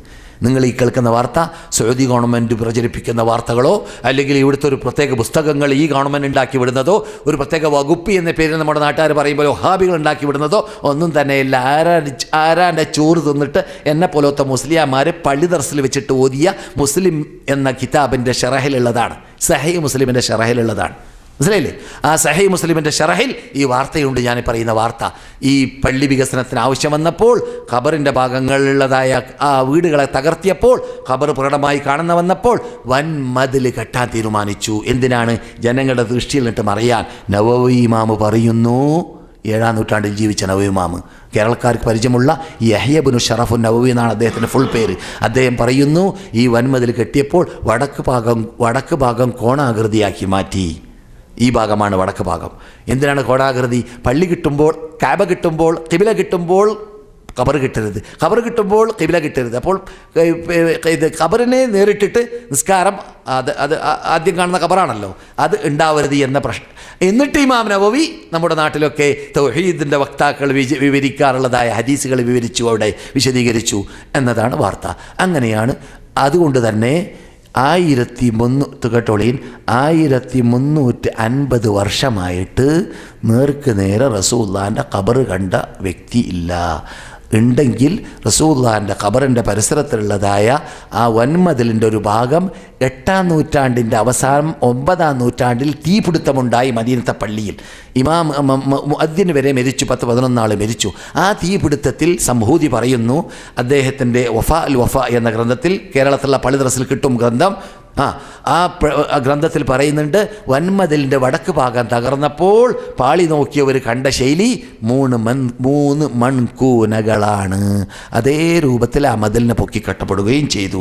അതുകൊണ്ട് നെറ്റിലോ ചവറ്റ് കൊട്ടകളിലോ അല്ലെങ്കിൽ വല്ല പത്രങ്ങളിലോ വല്ല മമ്പർത്ത തങ്ങളുടെ ഖബറിൻ്റെ കോലത്തിലോ അല്ലെങ്കിൽ ഇറാനിലുള്ള ഹുമൈനിൻ്റെ ഖബറിൻ്റെ കോലത്തിലോ വല്ല ഖബറിൻ്റെ കോലം ഫോട്ടോസുകൾ വിതരണം ചെയ്തിട്ട് റസൂലുള്ളാഹിൻ്റെ ഖബർ ഇങ്ങനെയാണെന്ന് പറയുന്നത് പച്ച കള്ളമാണ്.